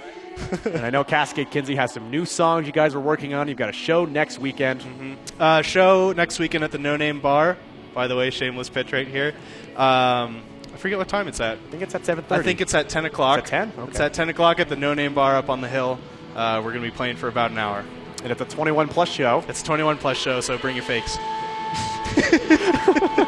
I've been told that you'll be debuting new music as well. We're working on a new song right now. I think we just finished recording it pretty much. So we'll be playing that. Yep. And a lot of people say that the Cascade Kinsey music has been interesting to put with hockey, and we don't really have a genre for it, so I'll let you label it. What genre is Cascade Kinsey? Oh, God. We really don't like to put labels on ourselves. I find it really limiting. I don't know. I don't know if I guess you could label us really broadly as indie or folk. A lot of our influences are blues, country, but also like rock, metal, even a little bit of rap sometimes comes into play when we're writing music. So I guess indie is the short answer. Is it tough breaking into the Boulder music scene? It's not tough breaking into the Boulder music scene. It's really open. There's a lot of opportunities for bands like us to get out there and play. I think what's tough is balancing social life, schoolwork, and trying to do music at the same time. If we were able to commit a lot more, we'd probably be playing more shows and not at the No Name Bar. We'd be playing at named bars. I think Boulder's a great place to break into the music scene. And I know that you guys have been playing together for several years now. What's it like moving from Durango all the way up to Boulder? All the members of the band starting in Durango, and now you're all up here as students at the University of Colorado. Yeah, funny how that worked out. I definitely was dead set on not doing that, but life happens. So I ended up at Boulder, and I'm actually really glad. It's been really fun to continue to grow both as a musician and also just be able to keep playing with these guys. They're some of my best friends, so it's fun to be able to still do that, even if we don't do it a whole lot. Even if they're calling you every night to say that you need to practice. Yeah, exactly. And we don't practice. We're terrible. We never ever practice. They're very good. They're not terrible, as you can hear. We play all their music all the time. But Peter, you enjoying the game so far? I know you're getting to be a hockey fan. Yeah, I'm slowly being converted. I'm really liking it. It's nice to see guys get really intense about it, get really physical. So it's a lot of fun to watch. And you finally took to the ice last year as a broom ball player. A little bit of a similar game. I know you love broom ball. Yeah. You think you could ever give it a go at hockey? I know we tried to get you to skate once. It went well. No, that was fun. Yeah, I liked falling. Yeah, sure. I would love to be a professional hockey player. I think it's definitely in the cards for me. Definitely a natural skater. That's for sure. Natural faller. Natural faller, You look good when you fall. I'm really good at it. I do look good when I fall. Thank you, Joe. You can catch Cascade Kinsey next Saturday night at the No Name Bar. That's the name of the bar. Yep. Was it No I think it's Entiendo? called the No. Yeah. No Entiendo, No Yeah. Name Bar. It's right next to. It's just like a big wooden door right next to the right of Cosmos. It's upstairs, isn't it? Yeah. No. It's right. It's right next doors? Yeah. I wouldn't know. Well, with Peter Bussian, I'm Joe Paris. We're going to step aside, but when we come back, we'll have the third period of action for you here from Boulder, Colorado. Find them online. I'm not in the band anymore. I used to be. Yeah. He was our tambourine player. I was kicked out. Yeah. Find them online on Creative Reverb Nation. differences. Cascade Kinsey. Peter, we're going to have a Cascade Kinsey track right now, but All right, we're Joe. going to step aside. Thanks for joining us. Thank you very much. See you at home. See you, dude.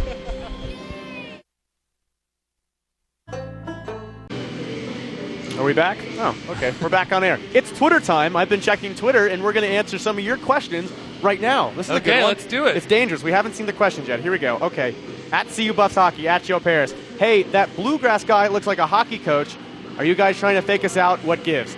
Peter is not a hockey coach, doesn't know anything about hockey, but he loves the cold and he loves fighting. Unfortunately, I think you teased the bluegrass interview for the first intermission, and that was the hockey coach. Yeah. Yeah, Oh. so I think that was where the confusion was. Is that where that it really was? was the hockey coach. That was Jeff the Neitbach. other guy looks like a bluegrass guy. Oh, I was going to say that. Yeah. I'm glad there's two of us up Yeah. here. I don't know what's going on. I guess we should, now we got a game. Buffs are down 3-2 going into the third period. Yeah, hockey. Let's Yeah. talk about it. Colorado needs to get back into this one. We're just underway. Derek, how does Colorado find their way to tie this one up? Well, I mean, I think it's just playing strong, looking for those chances. They need to stay out of the box and play strong in their own end because they gave up that goal. It was even strength. It was a bad time to give up that goal, especially at the end of the period. And they've got to come out strong because they don't want the tone to be set by Oklahoma, who can use their big bodies to sort of limit the chances for Colorado going forward. And I've got to say, Colorado's got to stay out of the box. I mean, they've found their way in the penalty box a lot this year, and if there was ever a time that they didn't need it, it'd be now. Because it's hard to score goals shorthanded. Goals. And There's a just as penalty. you said it, there's a penalty. You jinxed them. Gosh. Come on. There's a Colorado penalty. And I believe it was holding they called tripping. I saw holding the stick penalty, so they could have had 2 on that play. Bauer will go off for 2 minutes. So a huge kill at this point. They cannot get down 2 goals in the third period as this team has not shown that they can come back from a deficit that small. But they did come back from being down 2-1. So this game is still manageable as they have an angry guy in the box. It'll be the 4th opportunity on the night for the Sooners. Bauer goes to the box. The curse of the announcers lives on. Unbelievable, really. Gribber will create a turnover. He'll try to skate with it to eat some penalty time. Instead, he'll cycle it back into the corner for Ramsey. Ramsey will hang out behind the net of Cook with the minute 40 remaining on the man advantage. We're just underway here in the third period of play. 3-2 score on Saturday night. Ramsey will play it up the ice. Comes across to Bolden. Bolden at the circle, looking to fire one. Said he'll carry it all the way around. Bolden again last night, 3 goals tonight. He's been quiet. Gribber will push it free. He'll race to the puck. He'll get there first as Ramsey pokes it away from him. Solorzano will play it across the ice. Stouffer is his man Jones at the blue line. Jones drops it. Back to Bolden at the point. One-time opportunity is fought off into the corner by Palumbo. Miller rotates to the near side to Jones. Jones will go down low. Fire one high up into the netting and out of play. Well, Oklahoma hasn't gotten a lot of opportunities at that one outside shot. Buff's doing a good job of forcing the pace the other way, and that's a great way to kill a penalty. Just never let the Oklahoma Sooners set up. 55 seconds remaining on the penalty to Jake Bauer. 18:31 remaining in the third period of play. Our score 3-2 in favor of the Sooners. Sooner or later, Colorado's going to get back to this game, Derek. Got it. Check. Got the Sooner joke in. Thank goodness, too. Just worried. Colorado will clear the zone short-handed. Let's hope you didn't jinx them because they may give up 3 goals in a row here and never get back into the game. Is that like an anti-jinx? Here we go. Hopefully. Johnson carries it in. It's fought off into the corner. Johnson somehow gets his own pass. He'll play it back out to the point to Corey Ramsey. Ramsey will go down low to Johnson. Along the boards. 22 seconds remaining on the man advantage. It'll be Miller Miller comes down low into the corner. Played all the way back out to the point. Ramsey fires it back into the corner to Johnson. Johnson streaking. One-time opportunity. Sliding from his left to right is Alex Palumbo, and he'll make the save. It was almost like the Sooners were waiting for that to happen. Suddenly they just sprang into action and made 3 quick passes to allow for that opportunity. Down on our end, Cooper Cook is still pacing, and I've noticed, Derek, he likes to put the stick upside down and do the Terry Sawchuk move. Keep seeing him doing it. Can't remember who I'd seen it do it, and it was NHL legend Terry Sawchuk, who had every goaltending record in the world before Patrick Waugh broke them all. Slow stick hit on the ice will signify the end of the penalty to Bauer, so we're back to full strength. So Bauer has some trouble with the penalty box door as no one is in there to help him. He had to man it himself. We'll hear about that later. Play through the neutral zone now to Jarman. Jarman will carry it in on the left side. He'll fire one in. It's a glove save by Cook. Cook leapt back and got that one in his glove. And Jarman streaking up the ice. This line continues to be the bright spot for the Buffaloes. And with Bauer rejoining them, they'll stay out on the ice. Cook dropped down into the butterfly a little prematurely, but the glove was there to bail him out. Bauer pushes it forward. Patrick Grace is going to come up with it. He'll hit it over to Adams. Played out to center ice. Peter Martin will flip it high into the air and lands off the glass. Patrick Grace plays it over to Adams. Adams will be met there by Jarman. Gets rid of it just in time. Peter Martin again. This time he'll sling it. Doesn't go for the height. Goes for the speed. Grace will play it back over into the corner. Adams played up to Krominga. Krominga will handle around a man. It'll be Williams now. Williams had the last goal for Oklahoma. Palumbo comes out of his net. He'll stop it behind to Hurley Kane. Kane looking to go long ice. Hurried a little bit. Lost control of his puck. Turns over now. Stouffer plays it over to the left. Gets a return pass, and he puts that one home.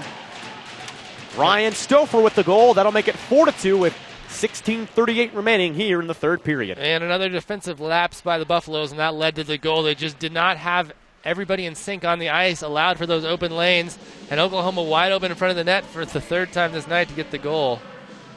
Bad turnover from Hurley Kane led to that goal. And Colorado now trails by a pair.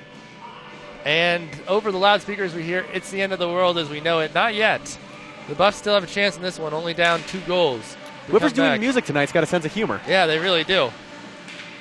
It's a cruel sense of humor at this point. You know what that song, It's the End of the World, you know what that's actually about? What? It's about a high school debate tournament. In the CX debate format, you're supposed to argue that if your side doesn't win, the end will come for the world will end. That's the song. That's what it's about. So there's your fun fact of the game. Something new. You do. Non-sports related. You pick something up here. It's a Jim. Wiggins wipes out. Stouffer picks it up. He walks in. He fires one into the save there by Palumbo. He'll got it up into the netting. I know that this is a young team, but for the Buffaloes, they just have to remember the fundamentals before doing anything else. And it seems sometimes like they're trying to do too much. But that infrastructure, when it breaks down, it can cause havoc. And we've seen that tonight with these last 2 goals especially. Just the Buffs not able to play sound hockey. Johnson will win it back. It'll come out to the point now. Poked out by Bradford almost. I thought it escaped. It didn't. Through the slot. Comes free. Colorado will break out to center ice. Handling with it. Pushing it forward. Bradford will go after it as Fulton couldn't control. Long ice pass. Greenberg took a contact from Coyne. So Kardash will come scoop it up in his own zone. Plays it off the glass. Dietz will race after it for Colorado. Miller will beat him there, though, for the Sooners. Miller will put it forward now. Greenberg couldn't catch up to it. Ping pongs through the neutral zone. Swiped at by Coyne. Johnson comes with it now. Johnson fires one, and it's going to be high into the netting and out of play. Close call. Johnson, he's got a great shot there and sent it high. Well, you've seen this team mar. Is this mar a typical game that they're playing here tonight, or is it more, if we see more of what we saw last night here in the third period? I think Colorado's really, they've looked a little bit slowed, and you're just waiting for them to kick into the next gear, and we see them do it. Not every game, but once in a while, they'll just find a groove. And all weekend, I've been waiting just to see them do it. You see, spots of it, but, putting together a whole period like that is impossible to do. I mean, not even an NHL team can do that. No, but you've got to be good most of the time and then great some of the time. And Colorado has been good all weekend. They really have. And I know the score lines haven't shown it, but they play gritty hockey against very talented teams. Kermingle will advance it over the line. He'll work a slap shot. That one goes way wide, and we'll find a ricochet all the way around. It'll go the full 80 feet on that one. Round trip ticket for that one. Herndon. Back to Ramsey. Ramsey, he'll take his time. He'll hang out behind the net. 14:30 remaining here in the third period. 4-2 score. Saturday night in Boulder. Krominga, he'll chip it into the corner. He'll go off for a change. Palumbo leaves it behind his net. Aggressive forechecking will create a turnover. Picked up, though, by Colorado. It'll be Jarman. Works it in. Shot goes high off the glass. Ryan Fitzgerald will play it against the glass again. And Coyne will have to glove it back into his own zone to Eric Kardash. Kardash skating with it. Looks out to the neutral zone where he'll find Ryan Fitzgerald. Fitz will play it forward into the zone. Solorzano punches it to Erickson. Erickson has it taken from him. So Kardash at center ice will wheel the other way. Plays it back now to Bradford. Bradford will send it through the neutral zone. Trying to find Liam Sline. Sline couldn't get it, so Johnson will play it forward now for the Sooners. No momentum really being able to be sustained for either squad.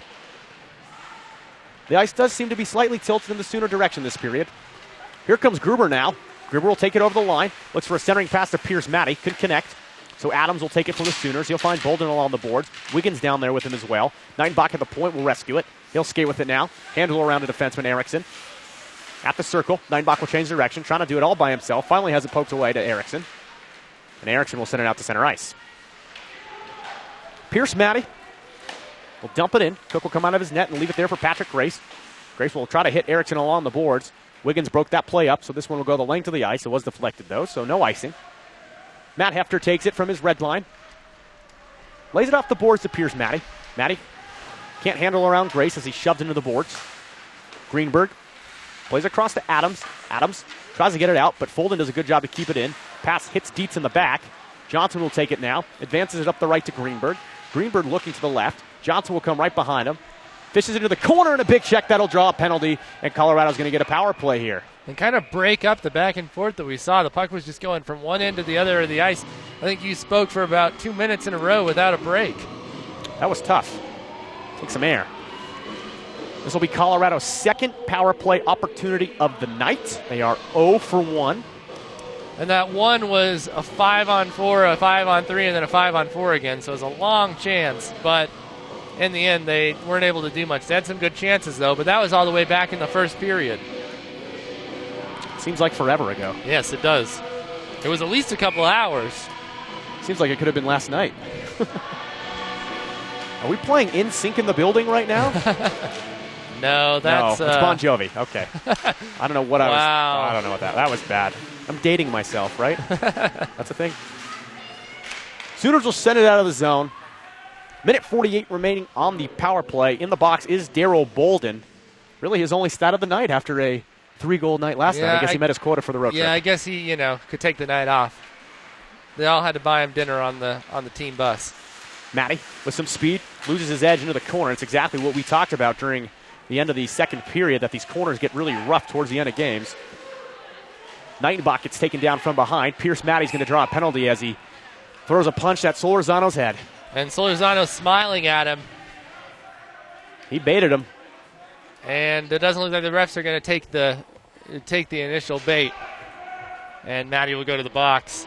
And Matty, right before that, he looked like he was like a bobsled going around that corner. He skidded probably 10 feet around before he got up and then punched Solorzano in the head.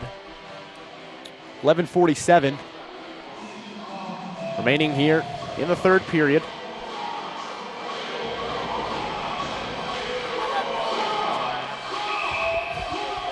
As we get set for the face-off on the 4-on-4. And the puck comes all the way down the ice. Play down into the zone. We're 4-on-4 now for a minute 13. And then the Sooners will get a power play. Jarman couldn't work it out, so Adams will escape the zone now for the Sooners. Now it's Williams. Williams takes it over the line at the circle. He'll fire one on net, goes wide. Referee's got his hand up, and we're going to get another penalty. And this one's also going to go against Colorado. And I think they're getting a little frustrated. All that hard work is not paying off for them. But going to the box is not going to help them in the long term.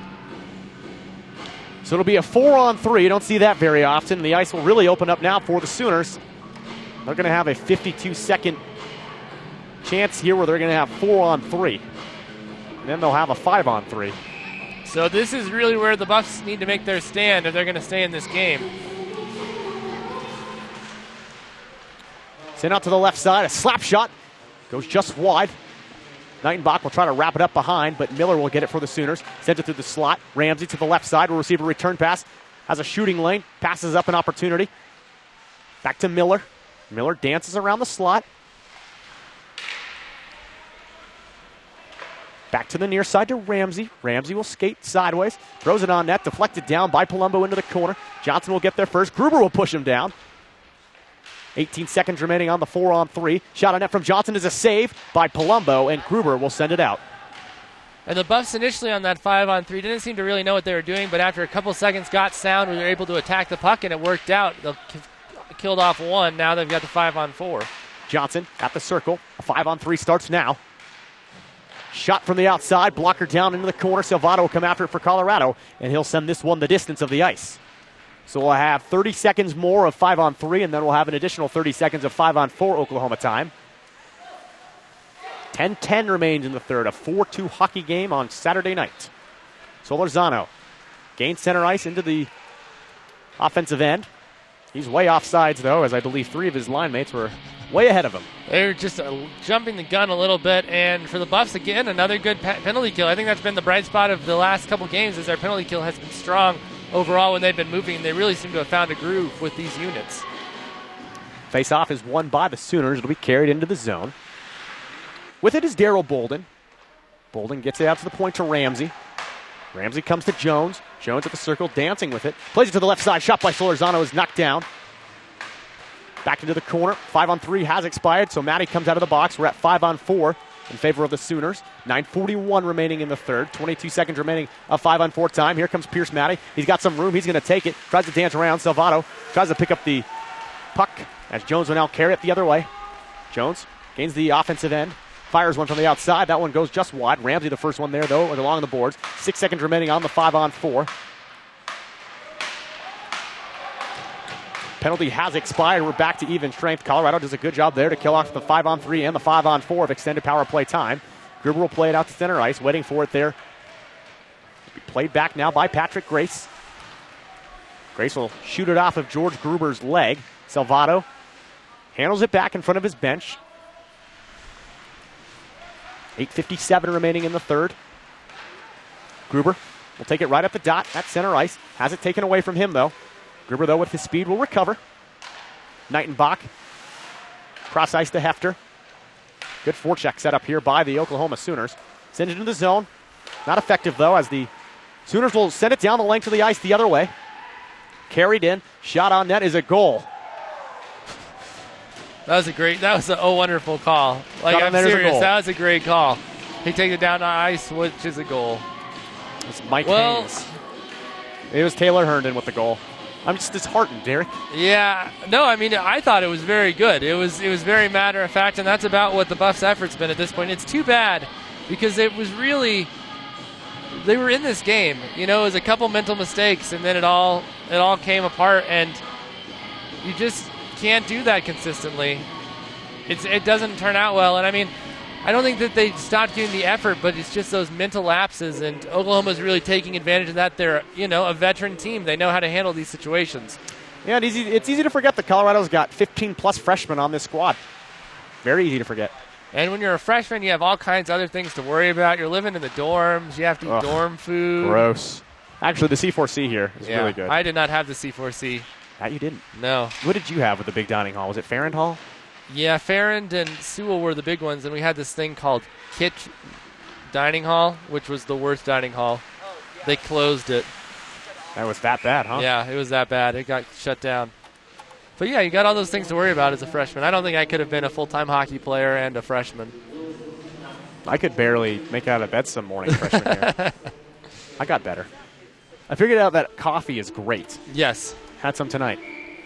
Love the seasonal Starbuckses that they have in October and December, through December, I suppose. I know they had a Thanksgiving blend today at Starbucks. I didn't, made with real turkey or something. I'm not sure. It's kind of gross. Did you drink it? Definitely not. Got my pumpkin spice latte. PSL. And we've come to that point in the broadcast again. Here we are. It was popular last night, I suppose. It was popular with me. Peter Martin will try to send it through the zone. Hurley Kane will grab it off the deflection. Flipped in behind to Cook. Cook's had a solid effort here tonight. Really haven't said his name much, which is good for a goalie. Yeah, Cook, we thought that maybe he'd boil over, but the Buffs really didn't take advantage of that, and he's been pretty quiet the last period and a half. He's kept his kitchen clean tonight. Too easy. Erickson, he's bringing it over the line. He'll fire when it's deflected down by Knightenbach. Still loose. It fires it in. Something happened there.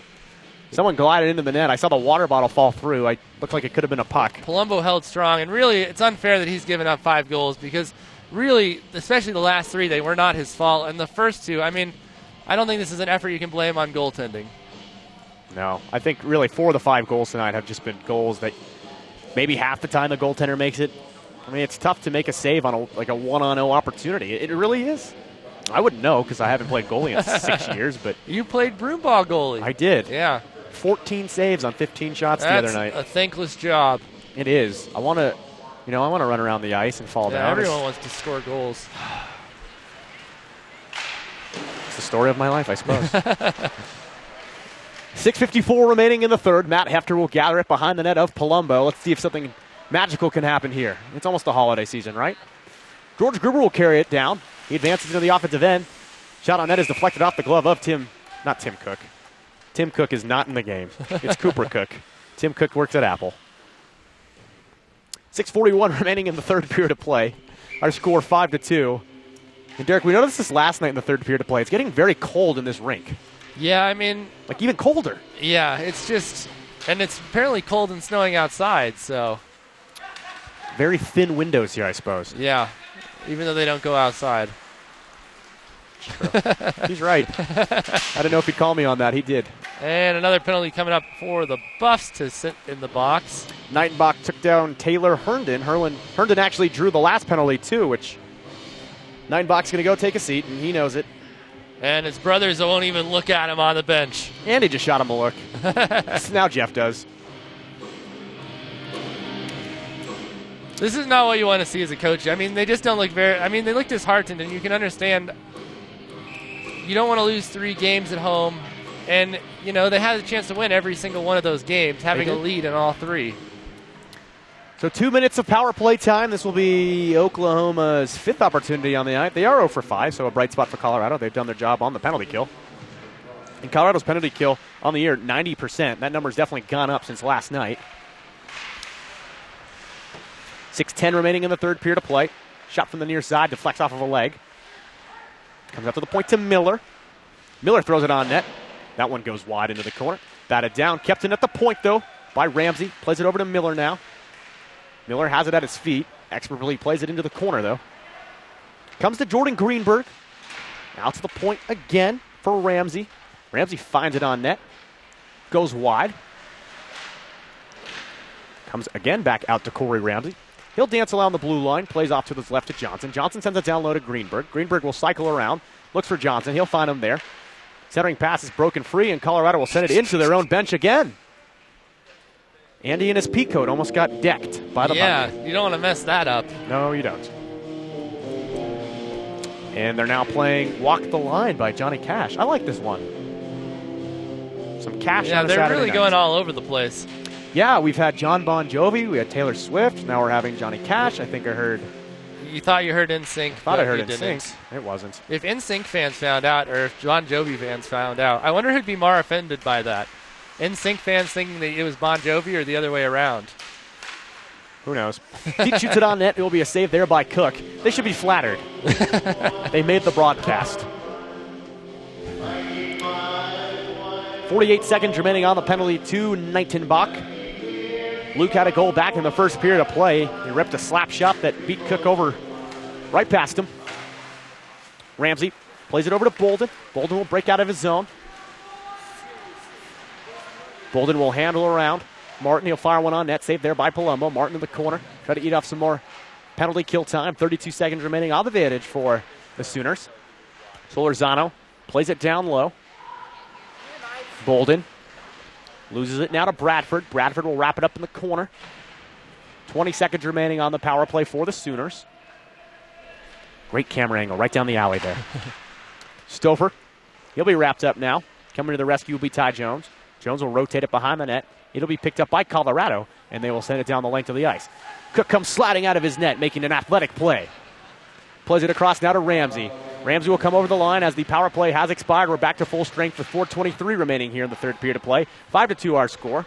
Referee puts his hand down on the delayed offsides. Sooners clear the zone and enter right back in. Krominga wraps it around the boards. Coming after it will be Lane Erickson. Erickson has met with some contact along the boards. Pushed out to center ice. Sline will come after it for Colorado. He's held up. Sooners gain it. Here comes Patrick Grace. Grace going for a long ice pass. He connects there with Krominga. Krominga can't maintain possession, though. Puck bounces free now into the neutral zone. It'll be Ryan Fitzgerald. Fitzy with a good pass over the blue line. Sliding into the boards is Coyne. Coyne lost his stick. Slide gets taken down, almost colliding with the official. Oz takes a shoulder from Del Casale. Out to the point. Kardash fires one on net, deflected off of everything in front. Adams will play it out to Krominga. Krominga almost got taken down by a Luke Coyne hip check, and now Bauer will break in. He's got a breakaway. He fires in a glove save by Coyne. Shoots, he scores. It's Jarman. Yes, Jarman pokes it home. And the crowd finally has something to cheer about here. Bauer doesn't score on his third breakaway of the night, but it ends up working out. And Salvato chirping at some of the OU players. Buffs still have a chance here with 3:23 remaining, only 2 goals down now. And that was, just hard work getting it into the zone, and it paid off. Cook made the initial save, knocked it straight down. Puck was still loose there in the blue. That time there were just too many cooks in the kitchen. Too many cooks in the kitchen. Got it. You won that one. You get the easy joke win. Coyne was in there too. Luke Coyne making a little bit of a chaos down there. Allowed Thomas Jarman to walk through and slam it home. So good job for Coyne. He's not going to get an assist on the goal, but he was on the ice. He's a defenseman too, pinching all the way in. Good work. Now the Buffs seem to have a little more fire as they try to get this one out of the zone. 3 minutes even remaining in this one. It's a 5-3 game. Bauer out there with Jarman. Jarman fires one there, goes off the side of the net. Cook looked like he thought he was beat. Played along the boards to Martin. Martin will send it in. Jarman reaches for it, can't quite connect, and Greenberg will collect it now. Greenberg to the left side to Bolden. Bolden can't handle around Martin as Johnson will backhand it. Greenberg will get a benefit of a bounce there. Can't quite connect on the shot, so Hurley Kane will take it now for Colorado. 2:36 remaining in the third. 5-3 our game. Thomas Jarman with a goal moments ago. Got us to where we are now. Peter Martin jumping up into the play from the defensive position. Will send it around the boards and go off for a change. So Miller will collect it now for the Sooners. 2:20 remaining in the third. Does Colorado have some Saturday night magic? Miller wraps it around the boards. Nightenbach will come back with it with Hefter. Neither of them can scoop up the puck. A little bit of a confusion there. Gruber now battling along the boards. It'll come free now to Ty Jones. Jones sends it around. Hefter will chase after it. Looks up to Wiggins. Tries to send it there. Wiggins had it at his feet. They battle with it. Erickson fishing down low. Jones gets it out to the point. Shot on net from way outside. Goes whistling past the glove of Alex Palumbo. Minute 49 in third. Wiggins doesn't know where the puck is. Sees it bounce in front of him, so he'll chase after Patrick Grace. Grace, sloppy pass will be picked up now by Matty. Matty gets out to the point to Nightenbach. Nightenbach keeps it in, plays it across the ice now. Wiggins chips it over to Gruber. Gruber will skate behind Wiggins. Gruber still giving chase. He'll be met there by Jones. Jones will poke it, and we're going to get a penalty on the play as Wiggins was taken down, and I believe we're going to get a Colorado power play as Wiggins, who was doing the work down low trying to screen Cook, was taken down, and it's going to be Patrick Grace who's going to go to the box. I don't know what's going on with Nightenbach. He's being held by the officials, trying to go somewhere. And he'll get off, and then they're playing Love by the Beatles. And the hits of every era keep coming. And Bauer is now talking to Ramsey before they even take the face-off. And this is a chance for the Buffs here. A 2-minute power play, 1:26 remaining in the game. Get a goal here. They still have a prayer. Well, they're in the game. Minute 26 remaining in this one. Shot on net right off the faceoff will be gloved out of the air by Cook. So we'll do it over again. So Grace will be taken off for roughing. Minute 22 remains here in the third. And the Buffs call their timeout, so they're going to talk this one over. We'll see if Palumbo comes out. There's a chance that he will take a seat. Why not? I mean, you're on the power play. You can go up 6 skaters on 4 skaters. And as you can see, the brothers Neidenbach are at least talking about it. Talking about something. They're not talking about anything on Oklahoma's bench. If Oklahoma wins tonight, they will have had a nice weekend in Colorado. They will have won 3 games in a row and 4 games overall. They beat Lindenwood back on November 9th. Looking over their thing, may have been bad when they beat the Buffs 12-0 here, but beating the Division II team at Texas A&M, they beat them 18-0 and 19-0. Those are both home games. Yeah, Central Oklahoma did the same number on the Aggies, 18 and 17. Texas A&M is not a good place for two-sided hockey right now. I think they'll take the trade for having a good football team. They've got Kenny Trill down there, Johnny Manziel last year, who will play tomorrow when he takes the field or doesn't take the field with the Cleveland Browns. Yeah, he'll be in uniform. Who's Denver Broncos play tomorrow? They play the St. Louis Rams. It's an 11 a.m. start here in Denver. No one's favorite game time for the Broncos, and they'll be facing Sean Hill as the quarterback for the Rams as they made a change. Too bad what happened to Sam Bradford. I really liked him. I'll be at the women's volleyball game tomorrow. Ooh. Colorado plays at 1 o'clock local time. The volleyball team had a great win on Thursday night over number 2 in the country, Washington. Big program win. The women's soccer team won their first playoff game in a number of years. They did since 2009, I believe. Kardash with a shot on net, saved there by Cook, and a quick whistle. We'll see a face-off with a minute 41 remaining on the power play for Colorado. 1:07 remaining in the third act of our game tonight. If you have nothing to do Monday night at 11 p.m., you can head down to the Coors Event Center and watch the Buffs play Auburn. I'll be asleep. I will be there, but I may be one of the few. It'll be Midnight Madness on ESPN. Kardash plays it forward. A minute remaining here in the period. Alex Palumbo is on the bench, so 6-on-4 out there for Colorado with the extra attacker. Maddie, Kardash, and Jarman in the corner. Jarman comes through with it, fires when it goes wide. And high above the net, comes out to the point. Salvato will keep it in, though. Salvato from the blue line. Pitches it now to Bauer. Bauer tries to hit him with the return pass. It's a sloppy one. Johnson's going to win the race to this one. If he gets there first, he has a goal. He does, fires, scores. Well, it doesn't take a lot to get a goal with the empty net, and they do. That's going to do it here. And the Buffs are now on a 5-game losing streak. Bryce Johnson, a shorthanded goal on the empty net. Palumbo will go back to his crease.